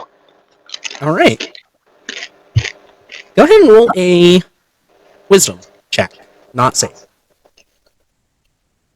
A wisdom check.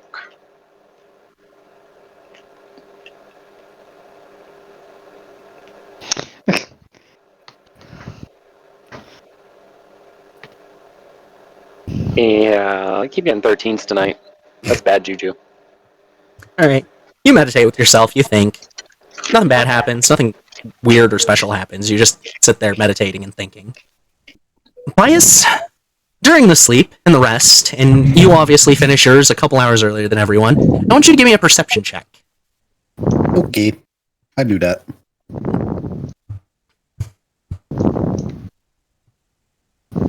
Where's you're breathing in your mic again. Why is there so much heavy breathing tonight, Captain? I didn't even realize that. It's getting close to Valentine's Day. I'm feeling 22. Oh. So, at first, before you really start looking around, it takes about an hour before you really feel like, oh, hey, I should really look really hard at this. You do see a bunch of shadows that seem a little odd, kind of around the area. And since you're not actually in the fortress, you get this view of two of the sides and everything. And at first, it's just like odd. The shadows just seem thicker in some parts. But as you really kind of start trying to focus in on them, you realize that the shape of these shadows is very penguin-like. Okay. You seen this? Pious. And you can make out they're all somewhere around like 5 to 6 feet. There seems to be like 3 on each side of the instant fortress, and they're just standing there. They're not moving around, they're not walking, they're just standing there as if watching. Give me 2 seconds and I will do a thing.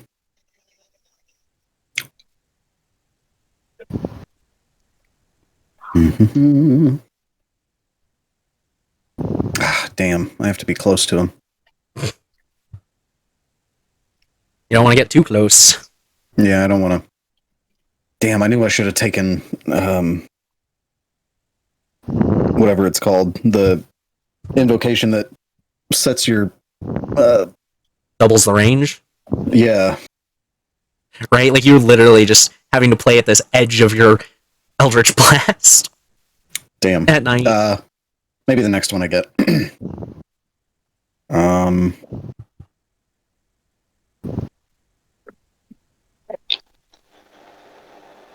And the sun has kind of just barely started to come up. It I'll is, keep an eye on them. yeah, it's about 7 a.m. There's still cloud cover. It's still pretty dark. But you can tell the sun is just kind of starting to rise over the mountains finally.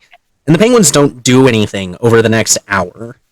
And everyone else, you're now starting to wake up. For the day? Yes, you all are starting to wake up for the day. Naturally, you're coming to the end of this 8 hours rest. It's about 8 a.m. And Pius, you've been watching these shadow-formed penguins just stand there and do nothing for an hour. Can I roll for smell? Yeah, go ahead and roll that perception for smell as you wake up and start sniffing the air reflexively. What is it again? Say again. Perception. Perception. Is she still a werewolf? Yes, she has just stayed in that form. She hasn't bothered to. Would anybody be like kind of worried about this? She's been in perfect control for over 24 hours now. She's just chosen to stay in that form. 22 perception. It smells like Twilight needs a bath. Yeah, Twilight, you stink. Want to bath me? No! Hey, yo. She's the one with the ring of prestidigitation. She just hasn't been cleaning herself. I'm not a tabaxi, ask someone else.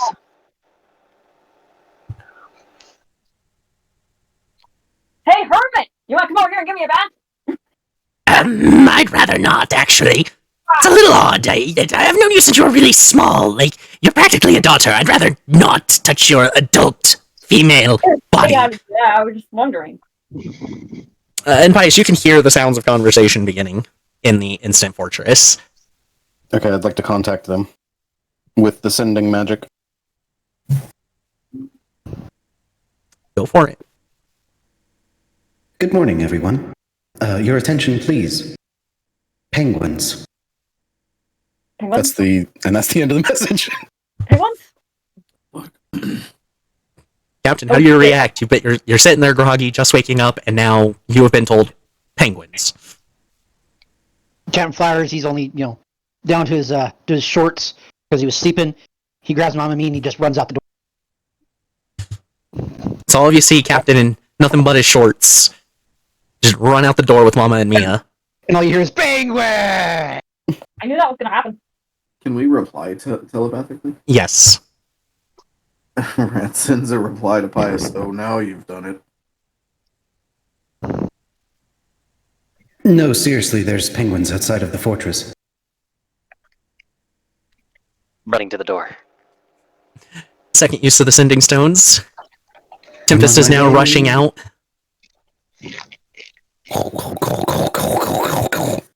I'm coming! To you guys! That makes it worse. Thanks for finishing. I'm coming to you guys, but not you girls. Oh, true. Pius is gay, confirmed. I knew it. Well, I mean, him and Nick are basically life partners. Well, yeah, but, It's okay, Pius. I get it. he did I say love my wife in the same heterosexual way. life partners, just to be clear. Right. But I'm no stranger to it because my first character was bi, canonically, so. Yeah, so Tempest, Captain, you've run out and you're just quickly looking around and you see no penguins. And Pius, you get this first 60 feet from dashing towards them, and you're still watching the six figures you've seen kind of around the fortress, and they haven't moved, even with two people running outside. Where? What? That is strange. Where's breakfast? Penguins. I'm gonna walk up Exactly. and touch them. All right, you're gonna take the extra movement out there. So that's essentially a few rounds of combat there. Wrath, Twilight, what about the two of you? What are you doing real quick? Oh, I kind of went back to bed. Raph gathers No, up you know his what? stuff. and sleeps. I'm reading. Okay, Twilight just grabs a book and ignores it. Wrath, what are you doing? Ignoring Twilight and gathering my things and walking outside. To Okay. see what the hell is going on? Captain Tempest, how about the two of you as you see Pius not walking towards you, but walking off to the side of the fortress? Runs past him towards the penguins. Give me a perception then. I stay right at his side and follow. Perception is going to be 17. 17. So you're looking around still, and you do not see these penguins. Grr. The overcast morning is very dark at the moment. Grr. It is dim lighting currently. And Wrath, about the time, Pius, you're getting over there to actually poke one, Wrath, you're coming out the door now. Your stuff gathered up. Do I see demons? No. No, as you just step out and you kind of look, you don't see him. You can see, you take that look around and you can see that Pius and them are all going over to your left side as you walk out the door. Just start walking towards him. He's very confused at this point. They're walking, Captain Flowers is running. Same striding. I swear I saw penguins. So as you poke it, because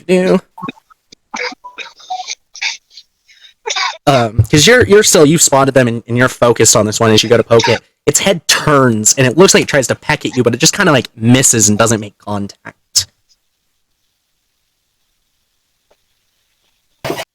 And the other two don't do anything as well, as you see what looks like just sharp, almost like extended spines launch out from the other two towards you, and they just don't make contact with you. Anybody watching Pius, he juts his arm out to the side and grips his fist, and the great club appears in his hand, and then he slams it down in front of him.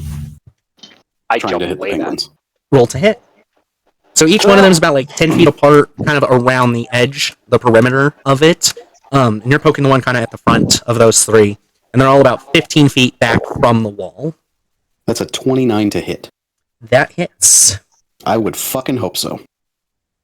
Because otherwise, we have big problems. Nah, you don't have to worry. The only penguins that have high enough AC to maybe be that, because I haven't statted them out yet, those are way later.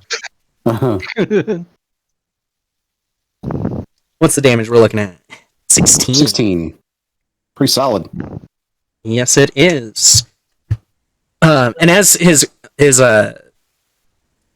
club comes down and makes contact with it, causing it to kind of like wiggle and move because it's being hit, Raph, Captain, Tempest, you can all see this penguin at this point because you're able to lock on to its position. Hey, penguin! Penguins! Let's go ahead and roll some initiatives. Okay. That's what those D20s I rolled pre-session were the initiatives for these guys.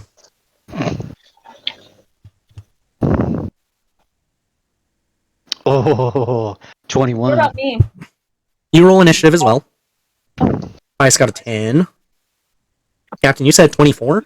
21. 21. Raph, how about you? 17. 17. Tempest got a 19 because she took the alert feat and got an extra +5 in there. And Twilight got an 18. That puts the turn order with the Hermit first, who is still inside. And he kind of just like walks up to you, Twilight, no running or anything. He's like, I think there's a fight outside. You might want to join them. Let me shower first. Captain, you're up. First penguin decapitation. Gonna just do you use both weapons same time for decapitation move. You're gonna have to jump to get high enough for that. They are about like 6 feet tall.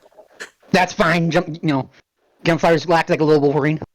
All right, you get a normal attack roll for this one because basically advantage for the two weapons, disadvantage for the positioning. So one normal attack roll, real quick. 25. 25.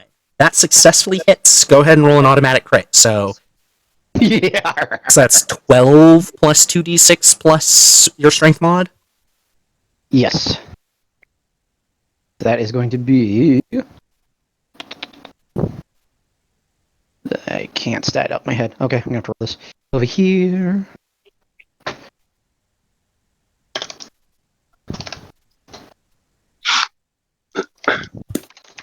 You said it's 2d6, right? Yes, 2d6 plus 12 plus strength mod. Strength mod is currently still at 7. $26. That's a pretty solid hit on this penguin.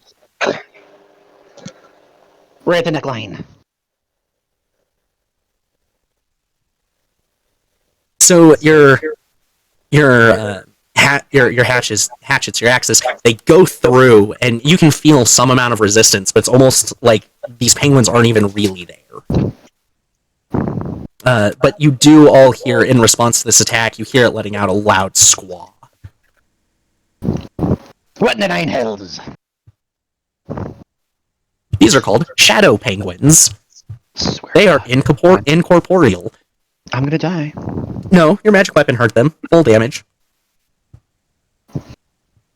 I love the way they squawk in pain. We should really talk. Just a nice, real talk. About what? Anything. I'm gonna decapitate these penguins and fuck them in the ass. What he Brutal. There's no said. saving. There's no saving him though. Okay, so the two penguins that were further away that Pius you've spotted previously, they move closer, and Captain, you spot them kind of as they get up close, and one of them just moves straight through you. And you kind of feel this warmth crawl up your body as it does, and then dissipate as it finishes getting to your other side. Yeah. And all three of them are surrounding Pius and going to attempt to peck at him. Do you remember I'm like behind Pius, unless he moved away? There's one in front of him, kind of one to his left and one to his right. So like one of them is two of them are technically adjacent to you. 22 to hit, Pius? Nope. Okay.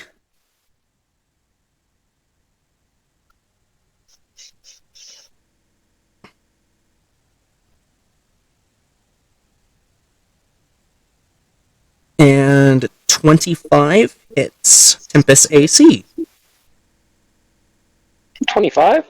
Yup. And then the 21 does not. As Tempest, you feel something sharp jam into your back and then just disappear. You take 15 piercing damage. Ow. If I can hit the right things, I just closed my tracker.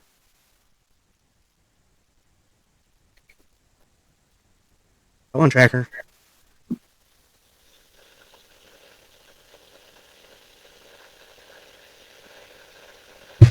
All right.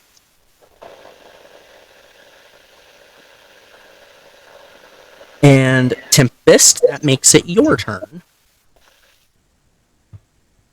Okay. We'll start with the one to the left. Go for it.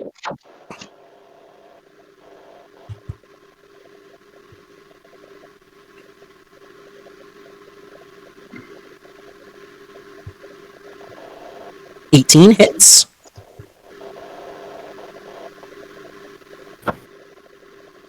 We gotta double check. It's been 2 weeks.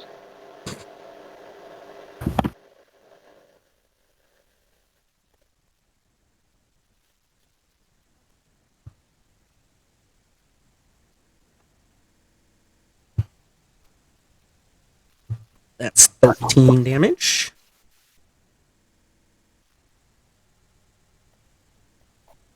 Okay, and you still have your second attack with that scythe.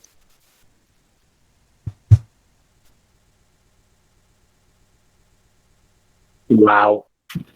Damn. That is a full-blown miss.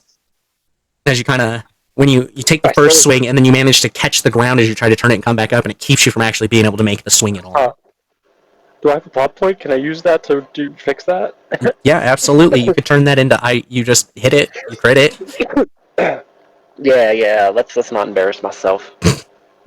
So you feel it, and you manage to figure out how to avoid it being stopped and come back up and crit it. So that's 2d6 plus 19. No, plus plus 19. It's my Doge sense. 25 more damage. And this one lets out a horrific squaw as you've heard the first one, but this one comes out almost eldritch. Like it sounds like multiple penguins squawing at once. You still have a bonus action, Tempest. I'm gonna jump to the opposite side. You're gonna jump to the opposite side of. So, can I get around to the one on the right? The one to the right's technically adjacent still, so you don't even have to move for that.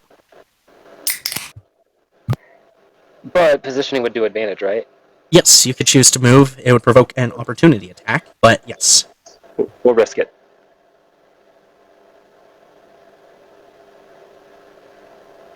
20 does not make meaningful contact. Risk worth.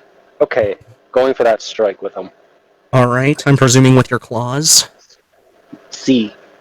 Go for it.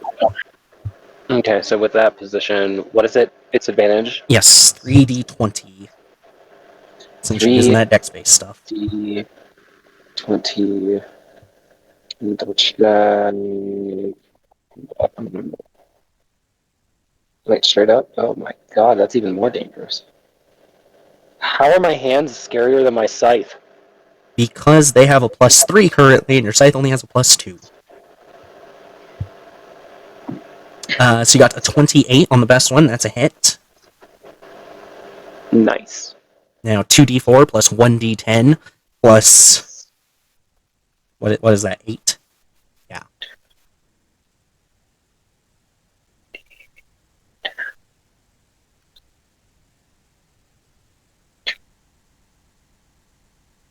$17 damage to this one.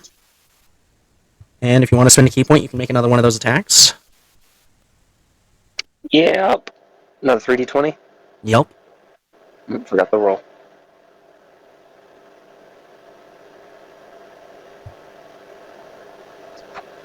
And you got a natural 20 in that. That is a critical. So it's 2d4 plus 1d10 plus 26.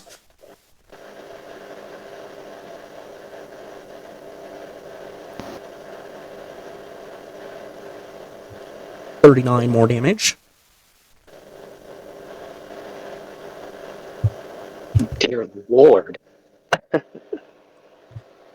And with that, the turn passes to Twilight. Can I switch out one of my spells, or is it too late? Unfortunately, you did not have enough time to do that before the combat, so you'll have to Okay. wait till after the combat.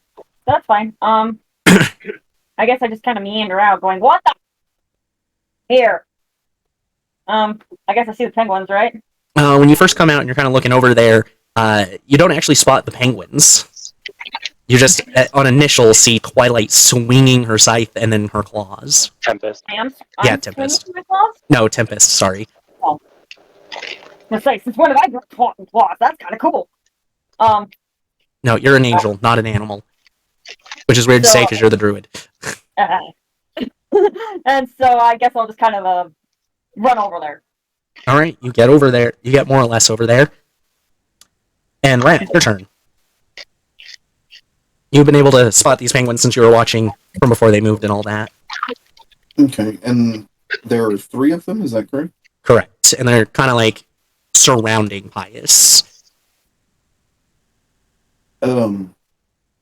Where are Flowers and Tempest in relation to them? Okay. I know they're all around there, but... So, 3x3 grid. Pius is in the center. Mm. Tempest is on the bottom square.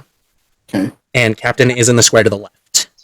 There is a penguin in the lower left of Pius, one to the right of Pius, and one in the square above Pius. Okay. Can I run to a top left square within 15 feet of the one to the right of Pius and twin spell Lightning Lore at 2 of them? If only there was Yes. a map I could see. Because it'll only take you 25 feet of movement to do that. Okay. Then I will do so. I can't find my sorcery points for some reason. It is a cantrip, so it is only one of them. So that is a strength saving throw from both of them, please. DC 19. And if I can type that correctly, that would help. A 1 and a 2. Lovely. So they are pulled towards me. If I can, I'd like to pull them side by side in front of me. At which point they would each take 2d8 points of lightning damage. That is 12 points of lightning damage. 12 each. And then for my bonus action, I'm going to once again wreath myself in flames and cast a Chardolin Stride because I cast a cantrip for that. So this is a 3rd level spell, at which point they both take 1d6 fire damage because they are within 5 feet of me, correct? Yes. So that is 1 point of fire damage. And Wrath will, as he rushes forward, he lashes out with his arms, and a spiderweb of lightning clings to them, to their incorporeal forms, and kind of pulls or vacuums it towards him. As he does so, he reaches down and unsheaths his sword and pulls it out. And as he does so, he is wreathed in blue flame. Sick. And that's my turn. All right, Pius. You're up. Smash. It's smashing time. All right. Which one? There's this one to the lower left of you, and the other two are like 5 feet away. Is the one I already hit? Is it?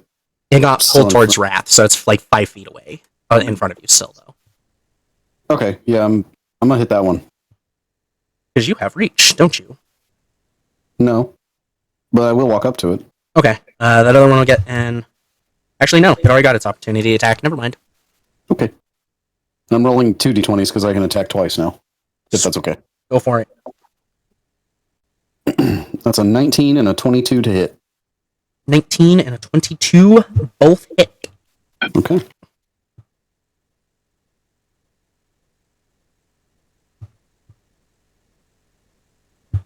Eight plus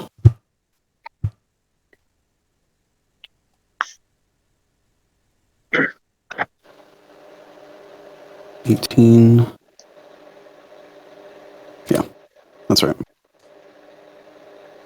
Damn! That's 27 damage 27. between the two. Dang. Because they're both hits would be +9 to hit. So, or +9 damage after the rolls.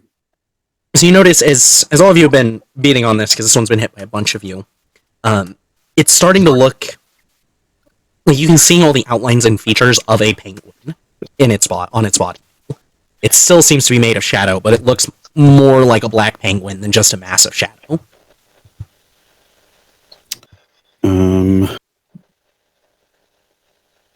Yeah, that's it. That's all I want to do.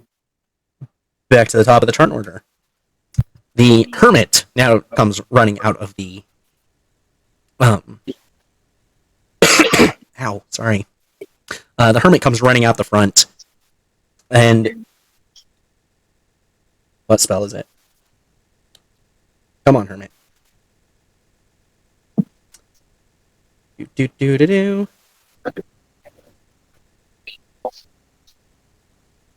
He, you can all see from where he came running out. He kind of turns away from all of you, and you see lightning lash out from his hands as he casts lightning bolt. Bye.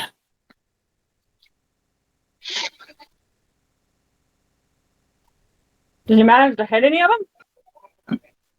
Yes. Actually, I don't even think they can pass the save, so I don't know why I rolled it.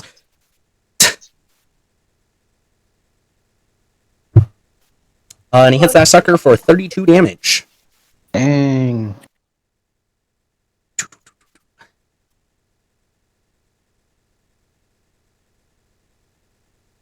And from the light that kind of radiates from this lightning bolt, you get a better look at the three next to you. And Wrath, Pius, towards the back of the instant fortress, you can see another one coming around the corner. Sweet. I'm about to fuck him up when it's my turn. And that makes Captain Flowers' turn. Yarr. You have a penguin immediately next to you, and then there's the one that everyone's beating on that's a few feet away that you'd have The to one move to. immediately next to me? Yeah, the one I'm beating on. Okay, beat on it. Yeah. Yeah, you beat it off, Captain. You beat off that penguin. Yeah, I'm beat it gonna off. beat up that penguin. My Beat it eyes! off of Tempest. My eyes! Yeah. To you guys. That is going to be 17 to hit. 17 to hit. That hits. Yes. All right. Mamma mia. And of course, mamma all of mia. you are aware by this point the Captain is literally out here in the snow in his underwear fighting these penguins. And Take a he's just joke. like a madman, just laughing and cursing and being crazy. And all you can really get from him is penguins. I'll destroy you. All right, Captain, what's the damage on that? First hit is going to be 8, Okay.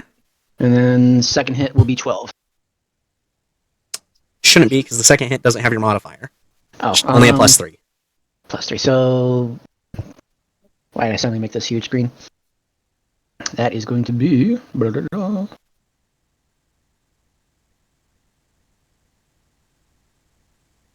Yes, take away that. That is going to be 5. All right. 5.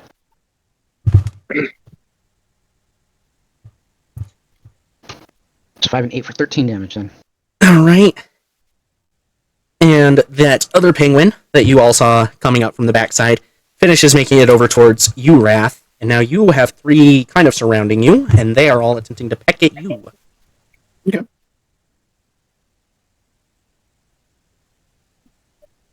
The better roll was a 21. Wait, it moved within 5 feet of me? Yes, it moved into your range. It takes 5 points of fire damage. What was the better roll?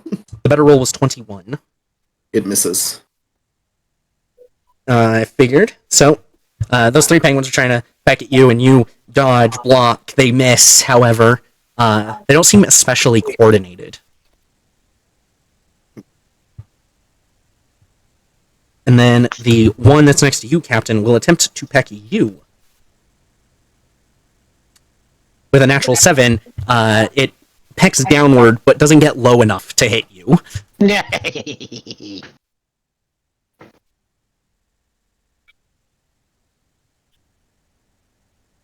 Tempest. You, unfortunately, feel another sharp spine in your back that hits and then dissipates for another 15 damage. Ow, what the fuck? And the hermit is very unlikely to get hit, but 2 of the penguins are kind of focused on him, if I could type correctly. Yep, neither of them hit the hermit. Which rolls us on to Tempest's turn. I'm gonna swing behind me. You're just gonna turn and swing right behind you? Go for it. Yep. I am not happy. You bastard. Whatever it is. 16. You feel no contact with anything. Doesn't she hit me? You're not immediately behind her like that. Oh, I thought I was. No, you're over there, but you're not, like, all cozy snuggled. Hmm. Yeah, you swing Tempest. You feel no type of contact at all, and you don't see anything. But you still have a second attack. And movement. Yep, gonna redirect. Yep, gonna go refocus on the next close one. Alright, there's the one next to you that Captain was just swinging on again. The one you already hit with sight.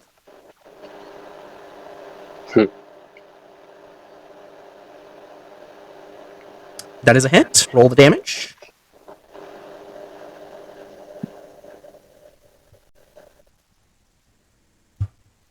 $10 damage. It's still standing, but you're starting to see some of those more natural penguin features in it. Mm-hmm. You have your bonus action still. Is my positioning flanking to Captain? No.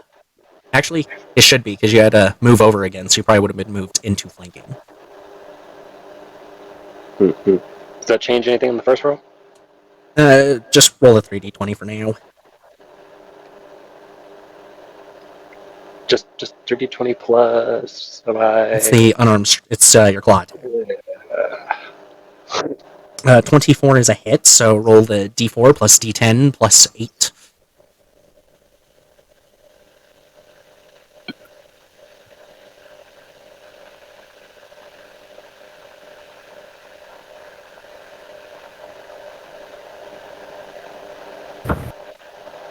Nice. Ooh, rolled max damage with 2 dice. Nice. Oh.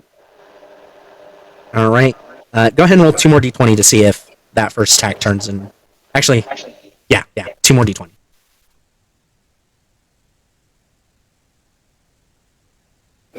It does turn into a crit, so the amount of excess damage, as you come down with this claw attack and you hit it,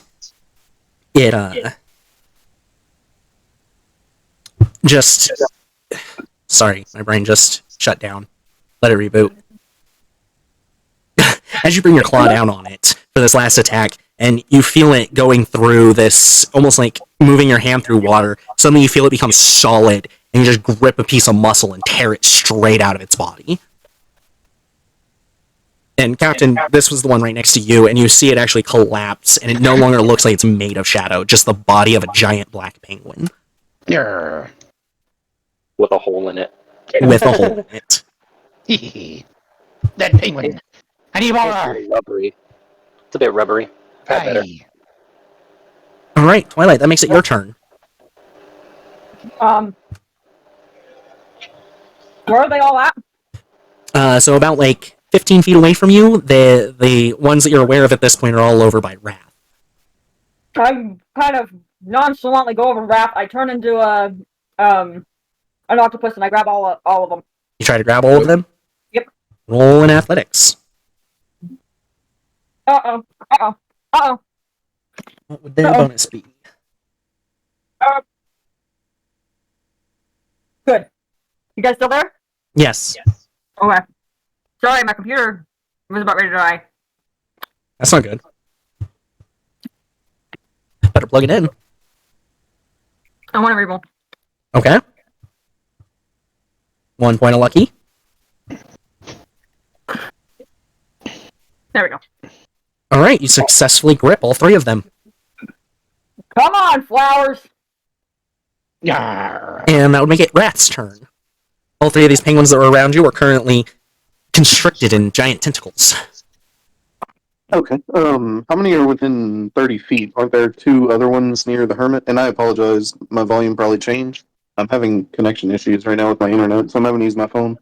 Oh, that's fine. And you sound good on the volume there, to me at least. So the ones that are over by the hermit are over 30 feet away. Over 30 feet? Yes. Okay. Yeah, So that currently you're means- all on the right side of the building, and the hermit's over on the front side of the building. Okay, so that leaves 2 by us, is that right? There's 3. You've got kind of 1 on each of 3 sides. Are there any within 5 feet of each other? Yes. You're in the center. There's 1 to the square above you, and then the square below you, and the square to the right. I have 2 of them. Okay. At which point I will use Green Flame Blade in a weapon attack. You have I have to roll advantage. physical dice. Okay, I will roll 2 physical dice now because my internet broke. That is That's unfortunate. a 14 and a 13, so 14, 24 to hit. 24 hits. So that is 2 plus 7. That is 9 points of slashing damage. Magical. That is... I forgot what a D8 looks like for a second. 8. Ooh. 8 points of fire damage to... Oh no, I'm sorry, hold on. Yeah, 8 points of fire damage to the one I hit. And then... The second one takes... It's 4 plus 6, so 10 points of fire damage. You said 10? And then, yep. Okay. And then I'm going to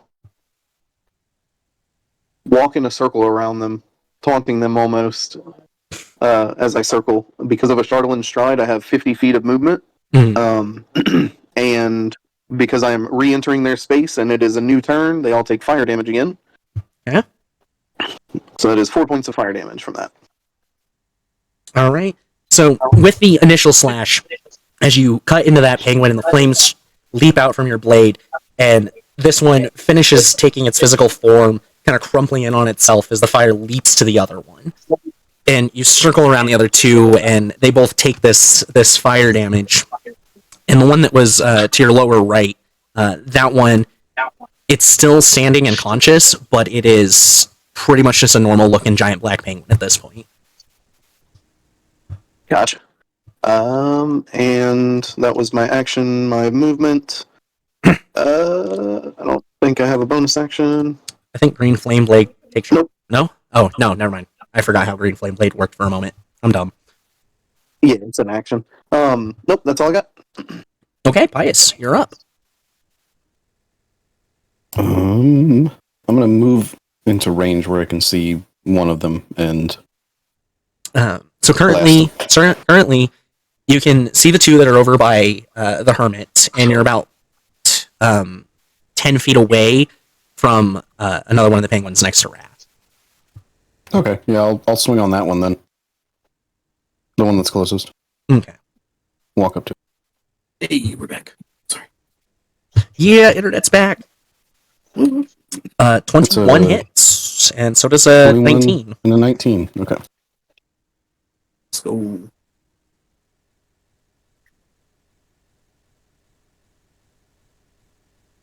Said, whoa.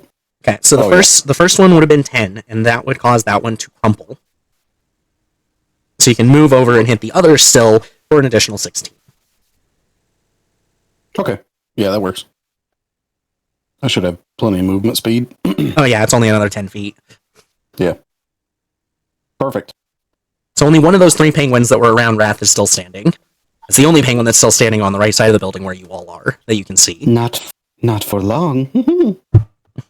Uh-oh. Motherfucker. Wait, hold on. Gore's here? You guys, there's bigger problems than penguins now. Wait, if Gore can come here, I can bring a certain character here.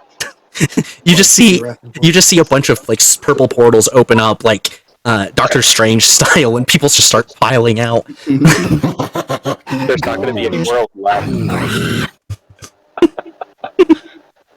Oh look, a snack. You all gore snacks. We'll see about that. Yeah, we will next week. Duh. Maybe in a future world. So there's just one dwarf, no, one not dwarf, one penguin shadow left. 1 next to Wrath, 2 next to the Hermit. What about mine? 2 of the ones that you're holding are done, and the other one is that other one next to Wrath that's still alive. The Hermit, though, is going to make them make a wisdom save. Not necessarily on purpose, though. They got a -1.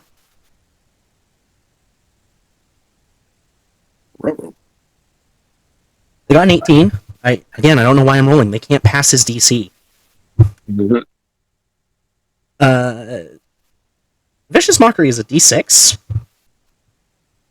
Yeah, it's a cantrip, so it levels up with you. Yeah, I'm just trying to remember if it's a D4 or D6.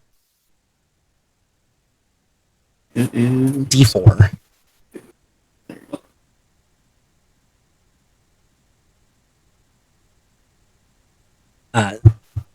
Holy shit, he rolled max damage. Wow. 4 4s. That is insane. But like he shot this lightning bolt last time, it illuminated, and you kind of see all these shadow penguins, and 2 of them tried to peck at him and just missed, and he just kind of stops and goes, "Oh, I guess you're not that scary after all." And you see the one directly in front of him just kind of like reel back and let out a squeal as it's hit with this psychic damage, as he inadvertently cast Vicious Mockery. Captain, your turn. You said there was 3 left? Yes, the ones next to the Hermit you'd have to dash to them, but you can get to the one being held by Twilight that's next to Wrath. Yeah, the one being held. Yes. You just see Captain Flowers' one eye just starts glowing red, and he just goes, yeah, and then he charges. And then He charges. Okay. You have advantage to hit. Can I do something? Can I like kind of like swing it above his head a little, like No. torment with him? No. So, No, you can't. It was tempting. Oh, we have 30. A 30 to hit? That is definitely a hit.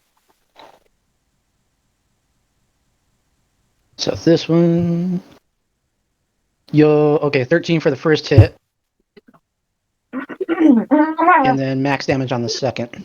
So that would be 6 plus 5? Yes. Or no, you don't have a modifier in that. It's only plus 3. No. So 9. Yep. So just 9. Alrighty.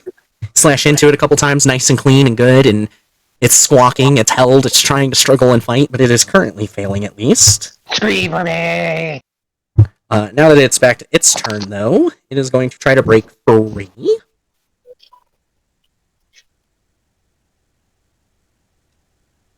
$20. Go ahead and Twilight, give me another athletics check real quick.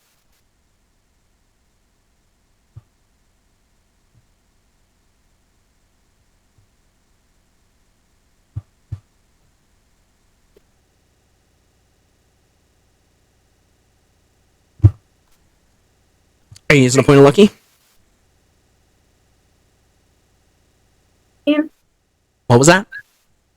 I think it should be okay. If I don't. Okay. With that 14 and it's 20, it manages to slip on out, to which it just moves far enough to try pecking you. Not really, because I had to use its action for that, but it does get up in your face, Twilight. Do I have a reaction? No.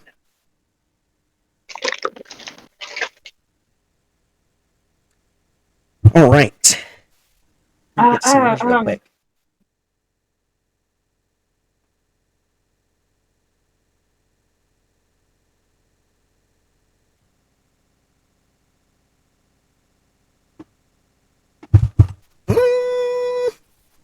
Okay, Captain, this time you are the one that feels the sharp prick of spines in your back. You feel two of them as they make contact, and one of them feels like it hits just right below your heart from the back. As you feel the second one slam into your right shoulder. You take 31 damage from the first and 15 from the second. Actually, I shouldn't say that, because the damage is halved from your autoplate on the first one, so it's only 15 damage to your health. Does that still count even though he's naked? Right. Oh, you're right, you're not wearing your autoplate. You don't get that bonus. Nope. Thank you for pointing that out. I had forgotten that. So you take a total of 46. Just ejected into your skin. He just ejected from his body. Unfortunately, that is something he can choose to take at a higher level, so I can't give it to him for free. Nano suit like Iron Man? Yes, that is. So, autoplate pilot is a combination of like the Samus suit Zero and the various Iron Man suits, and it's a class based on kind of combining them all. And as you level, you choose like which things you want. But the nanotech is a legitimate thing at higher levels. So yeah, you take 46 damage, Captain.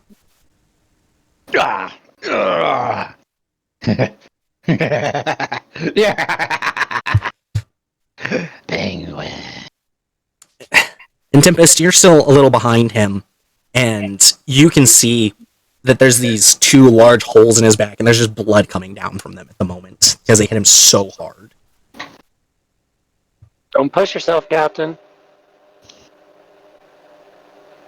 As the two dealing with the Hermit fail to hit him again, because the Hermit's a Deus Ex Machina, practically. So, moving on, it's Tempest's turn again. You have enough speed, you can get to the ones next to the Hermit, or you can go for the one that everyone else is dealing with currently. Or you can try to figure out what the hell is attacking everybody.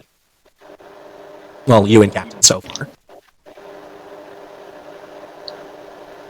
I want to take a moment to just, like, drown everything out and see if I could, like, use a perception check, essentially. If there's, like... Yeah. There's snow on the ground, too, right? Yes, yes. I'm using that to my advantage. Okay, you get to make a perception check. Just a normal one, though. Alrighty.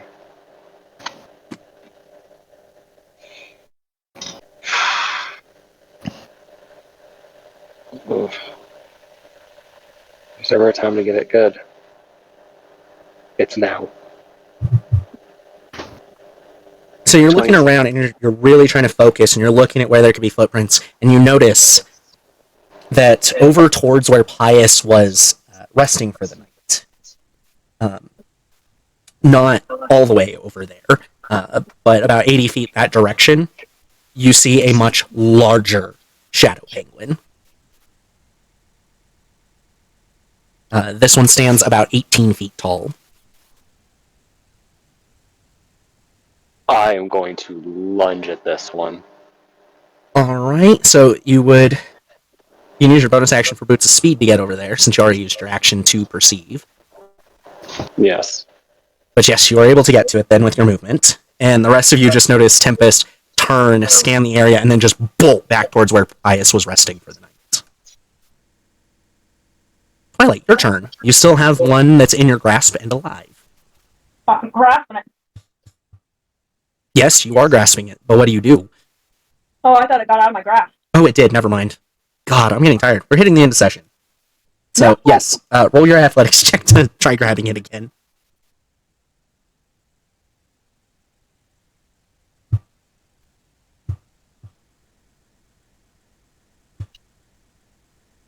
I'm rolling that. Alright, second point of lucky. Thank God for lucky.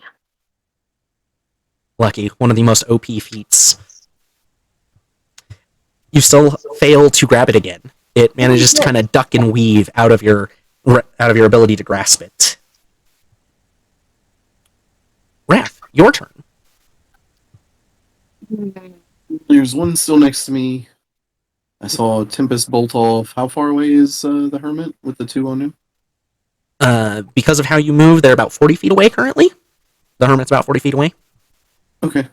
So the one next to me, rather, is going to go ahead and take 5 points of fire damage, and I'm going to walk away, and my movement speed is 50 feet, so I'd be able to get to those two, correct? Are they next to each other? There's one on each side of the Hermit, but so they're like to the left and right, and you're coming up from the bottom, so you can still be adjacent to both. Okay. They're just not adjacent to each other. How much damage was that again? 5 points of fire. Okay.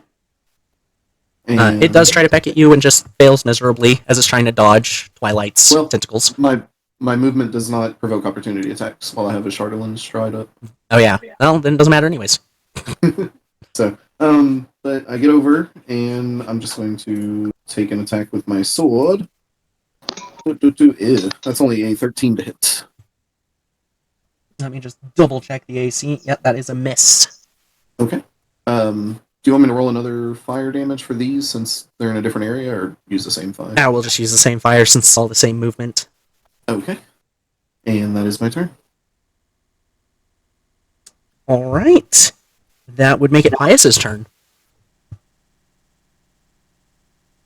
You've seen Wrath head over to where the Hermit is and those two. Tempest bolted back to where you were resting, and there's still this one that's trying to dodge Twilight's tentacles. I'm gonna attack the one that is trying to dodge Twilight's tentacles. Okay. You are capable of moving into a flanking position for that as well. Okay, so I'll just roll each attack once then.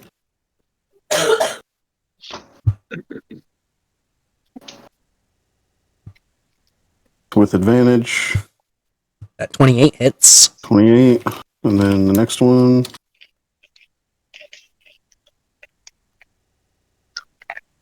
$21. That hits as well.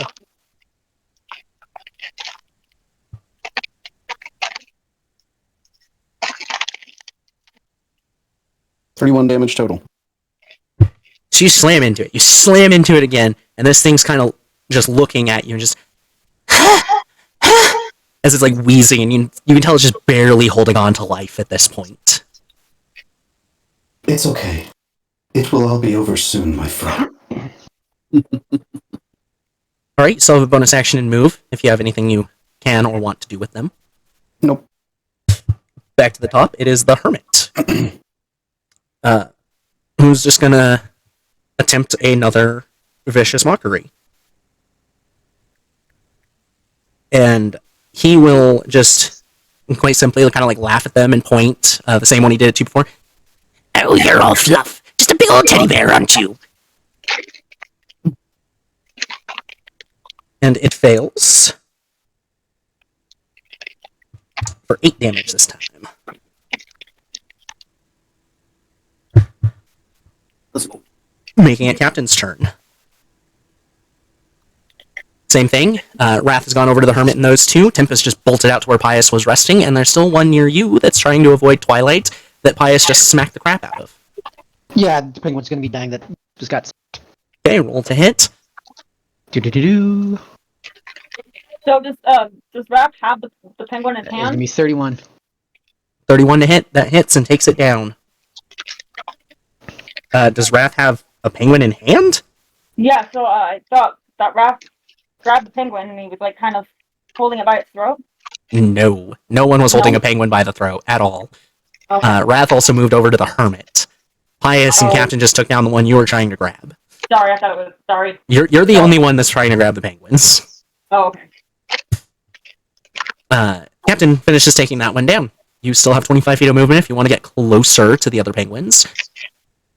Whether you want to go towards Tempest or the Hermit is up to you.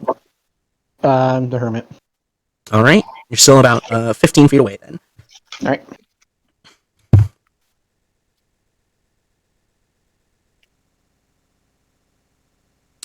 So we will start over there at Tempest. 24 is a miss, or 24. Attacker wins, aggressor wins, ties. But then its second attempt to peck you fails.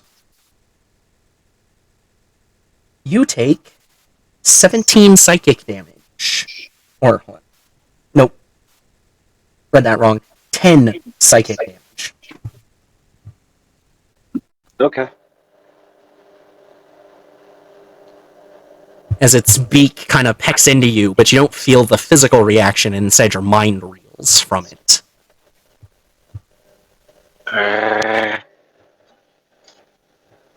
And the other two penguins by the hermit are going to take a 5-foot step, still in hermit's range, so no opportunity, and will attempt to peck the rat instead. 18 was the higher roll, so they fail to do so. Making it Tempest's turn. He just pecked you. What are you going to do? Eviscerate him. I'm gonna swing cleanly in front where he hit. Okay.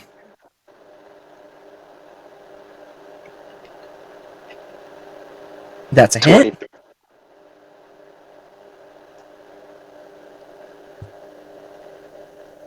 $17 damage. Nice. Second attack. Oof. 12 does not hit. You still have your bonus action. And 1 key point. And action surge. Oh, sweet. 19. That is a hit. So 1d4 plus 1d10 plus 8, because your claws are fucking nasty. Or 2d4, not 1d4. Want me to just roll 1d4 and add it on? Yeah, just roll another d4 to add on. For 19 more damage. It's still standing, doesn't look like you've done all that much to it currently. You still have action surge, key point if you want to make a second offhand attack there. Or second unarmed strike. Does it matter which I do first? The key point for the bonus action would have to happen first. Okay. We're doing that. Okay, that's, is that unarmed? Yes, it's another claw attack. That's another hit.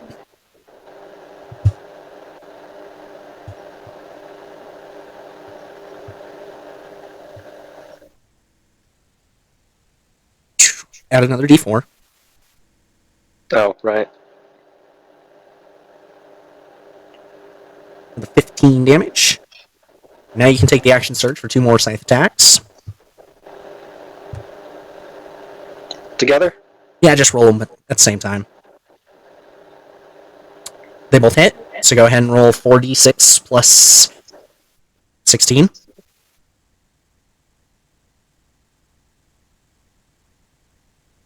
My scythe does not get the +7 on this one? So it should be a plus 8. No, it is a plus 7, so it's plus 14, not plus 16.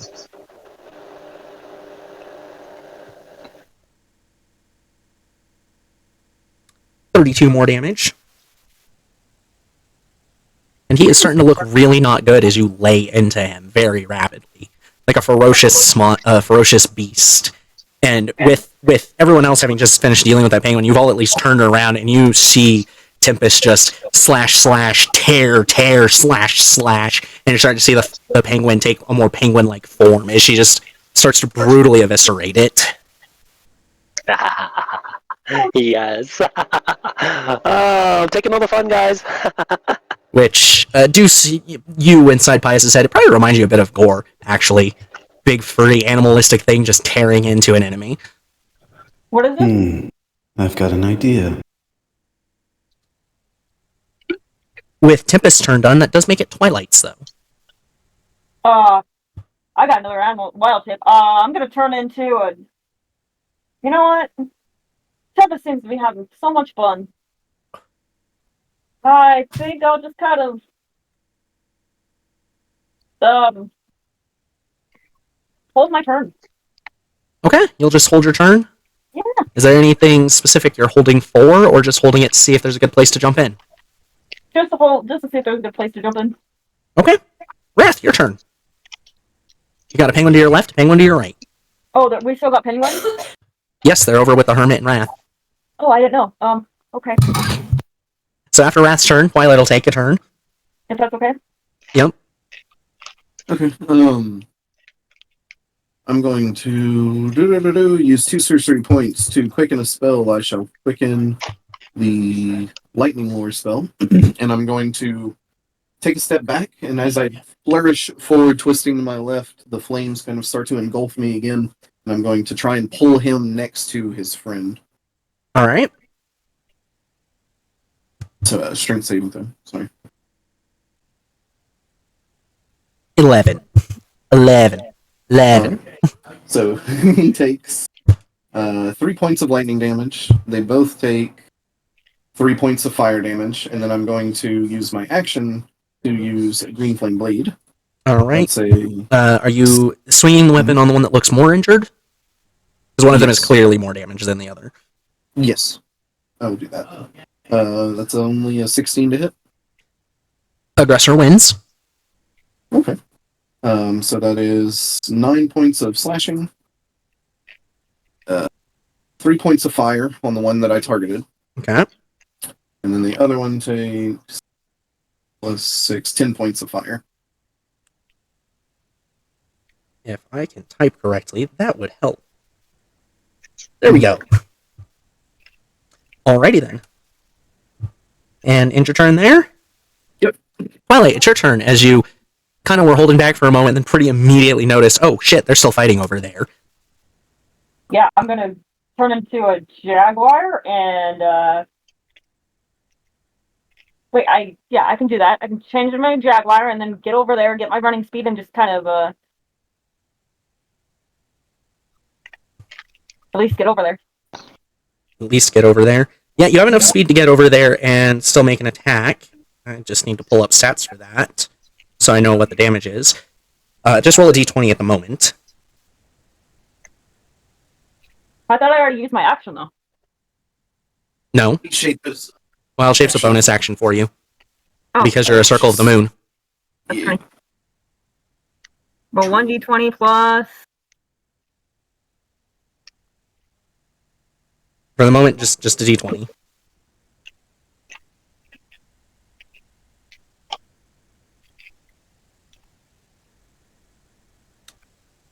Alright, that gives you a total of 11.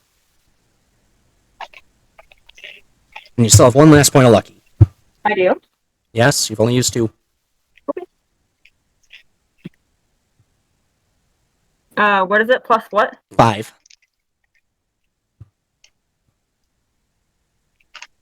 Hey, I get to reroll. Nat 1, yep, you got to reroll the nat 1. Yay! That one hits. And you're clawing at it or biting at it.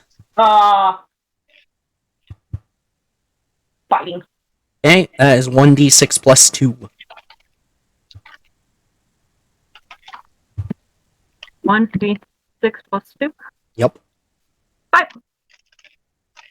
Yeah, hit it for 5. And then that makes it Pius's turn. You're roughly 40 feet away from all the shit happening with the Hermit, and approximately 90 away from Tempest. Okay, I'm gonna fire some Eldritch Blasts towards the one by the Hermit. Okay. There's 2 of them. One has partial cover from Wrath and Twilight. Okay, then I'm gonna shoot the one that doesn't have cover. Okay. So 20 and a 15. 20 hits, 15 does not.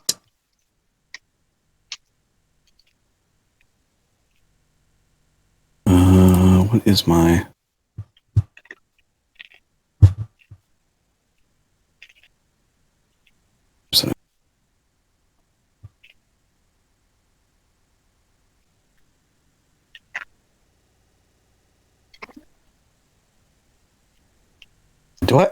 I always forget, do I add a plus to my Eldritch Blast damage, or is it just a straight roll? Only if you have the invocation for it. Okay. Which I don't think you do yet. No, I don't. 4! All right. You still have your movement and a bonus action, technically. Yeah, I'll move 30 feet closer to the hermit. All right. You're only about 10 feet away from that mess now. And it's back up to the hermit, who is going to literally just point and laugh now. He seems to be highly amused at the thought that these penguins are basically just trash.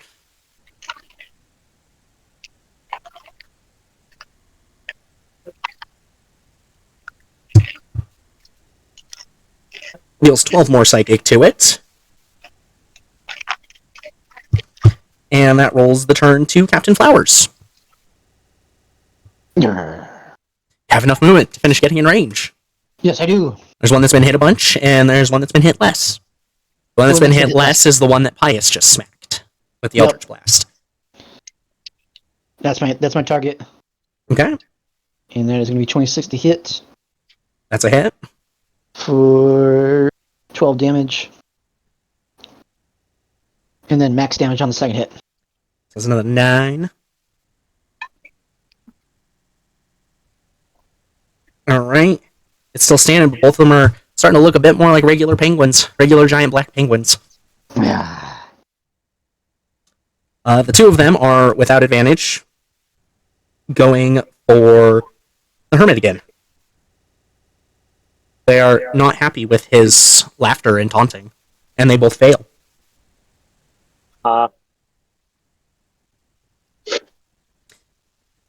Tempest, you get an opportunity attack. Oh. As you see the penguin trying to set back from you. Okay, that's just a normal 1d20? Yeah, it's just a normal attack, your choice, scythe or claw. Oh, claw. Wow, my life sucks.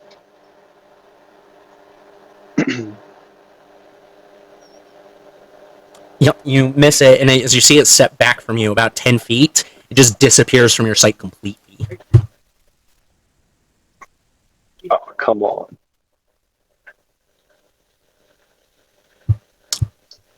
And it reappears right behind you and completely fails to hit you. Whoop. My tail senses went off. Yep, you heard the crunching at the last second. It's now visible again, and it fails to hit you with its second attempt to peck at you as well. Whoa, Making it Tempest's turn. Is now behind you instead of in front of you. Gotta be quicker than that. You think you hear it squawk the word bitch as you taunt it. You hit. Call me a bitch again. Well, it does suit you. I don't think heard she's in that. heat right now, so... She does like hearing that, though. Okay, awkward. Sorry. I'll stop. I will kill these people one day. Until now, big guy, you're breakfast. Die already. He's still standing. And you definitely hear him squawk loudly, no. Okay. I get a second attack on that. Yep, you get your second scythe. For a crit. Yes. So 2d6 plus 12 plus that normal modifier, which I believe is, what, 7? Yes. So plus 19. 24 more damage. He is breathing heavily and staring you down. Bonus action. I admire your spirit. But please fucking die. Your minimum damage is enough. Do I cleaver his head off with my hands? You describe how you do it with your claws. Tell me how this happens as you kill the boss monster. Totally. My left hand goes in its chest when I jump up, using that to spring myself further up, and I swing with my other hand across his neck, staring him back. So you manage to slice into him as his body kind of finishes becoming corporeal. And through the gurgles and the squawking noise of all of his words, you make out him saying, Kraken, immortality. As he finishes just crumpling and passing away. Nice. I have things to do, but I'll let you carry on with combat. That makes it Wrath's turn. The other two penguins look to be absolutely mortified currently. He'll just do a simple flourish with his sword and stab into one of them using green flame blade. Oh, that was almost a natural one. 23. 23 hits. That is 13 points of slashing damage, 4 points of fire damage. The other one takes 13 points of fire damage, and they both take 3 points of fire damage. One of them barely is standing currently. Okay, that is my turn. Twilight, it is your turn. One of them's only we only have one standing. One is barely standing. The other seems to be alive, not on its deathbed. How far is the one that's like not on the deathbed? That's the one you pounced on last turn. Oh, okay. I'm gonna do it again. Okay. Roll that d20 plus 5.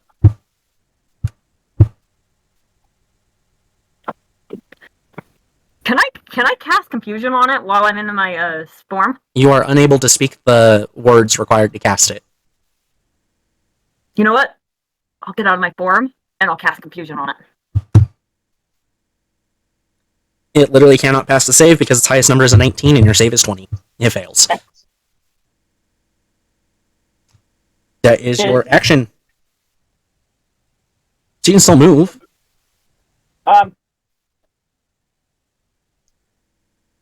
I think I'm good where I'm at. Okay. Pius, your turn. All right, what enemies am I looking at here? So there's one that's pretty well kind of surrounded at this point between Captain, Wrath, the Hermit, and Twilight. And then the other one, the one that you hit with the Eldritch Blast, is now standing there, and it's gone from combat ready to mortified to dazed in a matter of 6 seconds. I'd like to speak to one of them telepathically. Okay, dazed one or the one that's barely standing? The one that's barely standing. Okay. Telepathically, I'm guessing? Yes. Hello. Would you like to tell me why you were all here?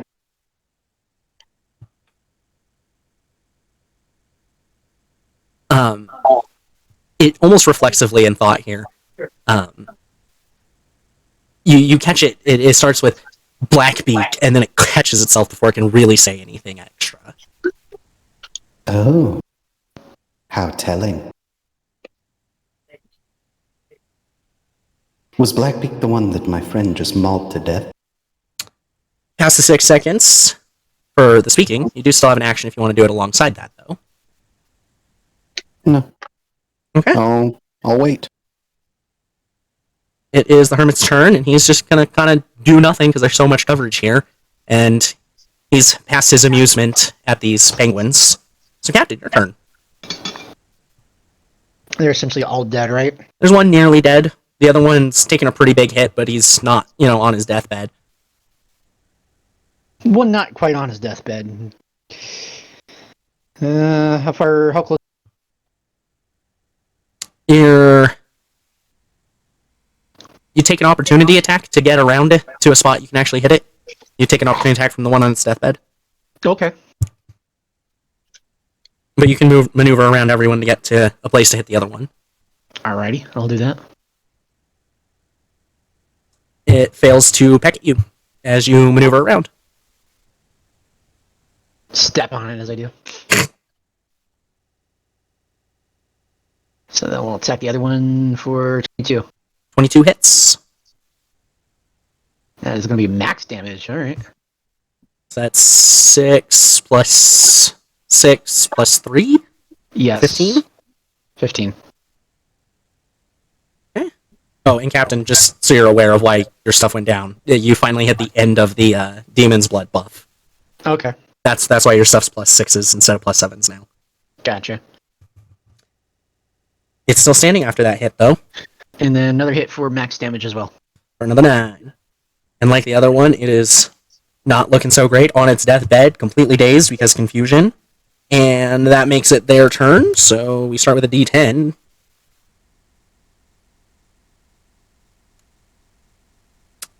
That one under confusion does nothing. The other is going to try to run away, so Wrath, you have an opportunity attack.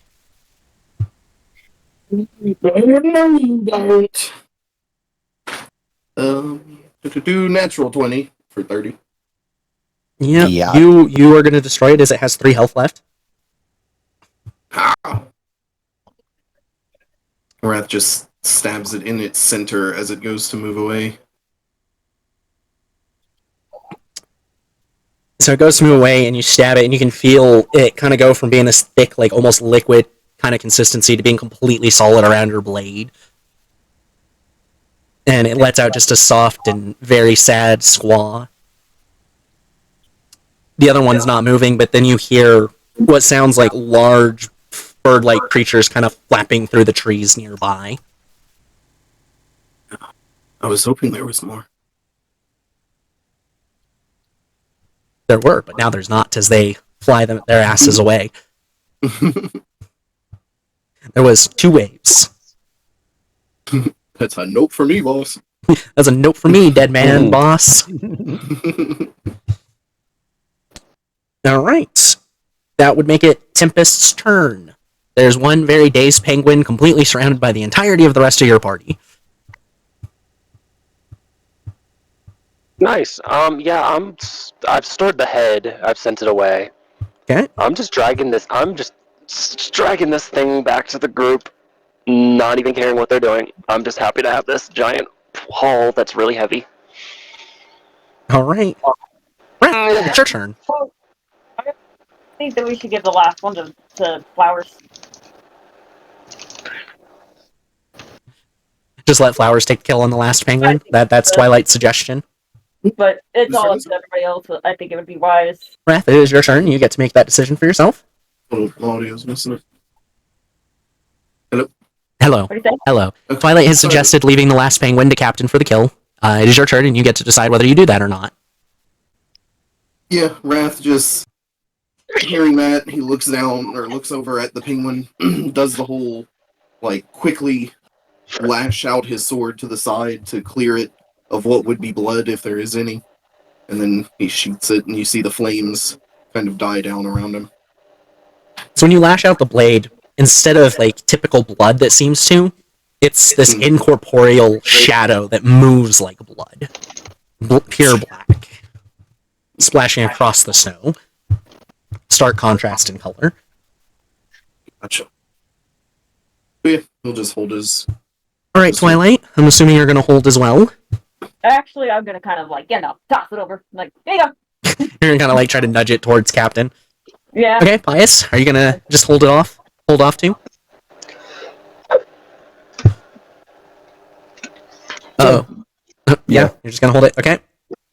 Hermit's not going to do anything. I can't say that. He's going to mutter to himself a little bit, kind of in surprise, kind of giggling, oh, maybe I'm not worthless. Captain, it's your turn. Captain's just gonna go over to each penguin. He's just gonna look it dead in the eyes as he just left. Can you repeat that? You cut out on me. Captain Flowers, he's gonna go over to each penguin and stuff behind her, and he's just gonna look in the eyes every. All right. Give me that to hit. That is going to be 8. 8 total to No, hit? to hit. Oh, to hit. Yeah. Oh, nerd. That is going to be 20. 20 hits. You don't really have to worry about damage. Your minimum is higher than its health. Right. As you watch the life leave its eyes. He just whispers to Penguin. Penguin. There are officially no more enemies present. Yeah. And then Captain Flowers just falls to his back, looking up at the sky. That was a good bit of morning exercise. Captain, give me a Constitution save real quick. That is going to be 10. 10. So you kind of plump down in the snow, and again, you're still in your underwear, and the heat of your body just kind of melts the snow fairly quickly immediately there, and it just soaks up into your underwear. It's very cold on your body, and you reactionally jump back up, now with wet underwear. Yeah. I'm gonna just grab him by the hand and just kind of drag him back into the fortress. Oakley dokley. So I'm just dragging him behind me.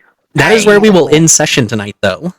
But, everyone watching, thank you for being here. We hope to see you next week, and I love you! Bye-bye, Kubo!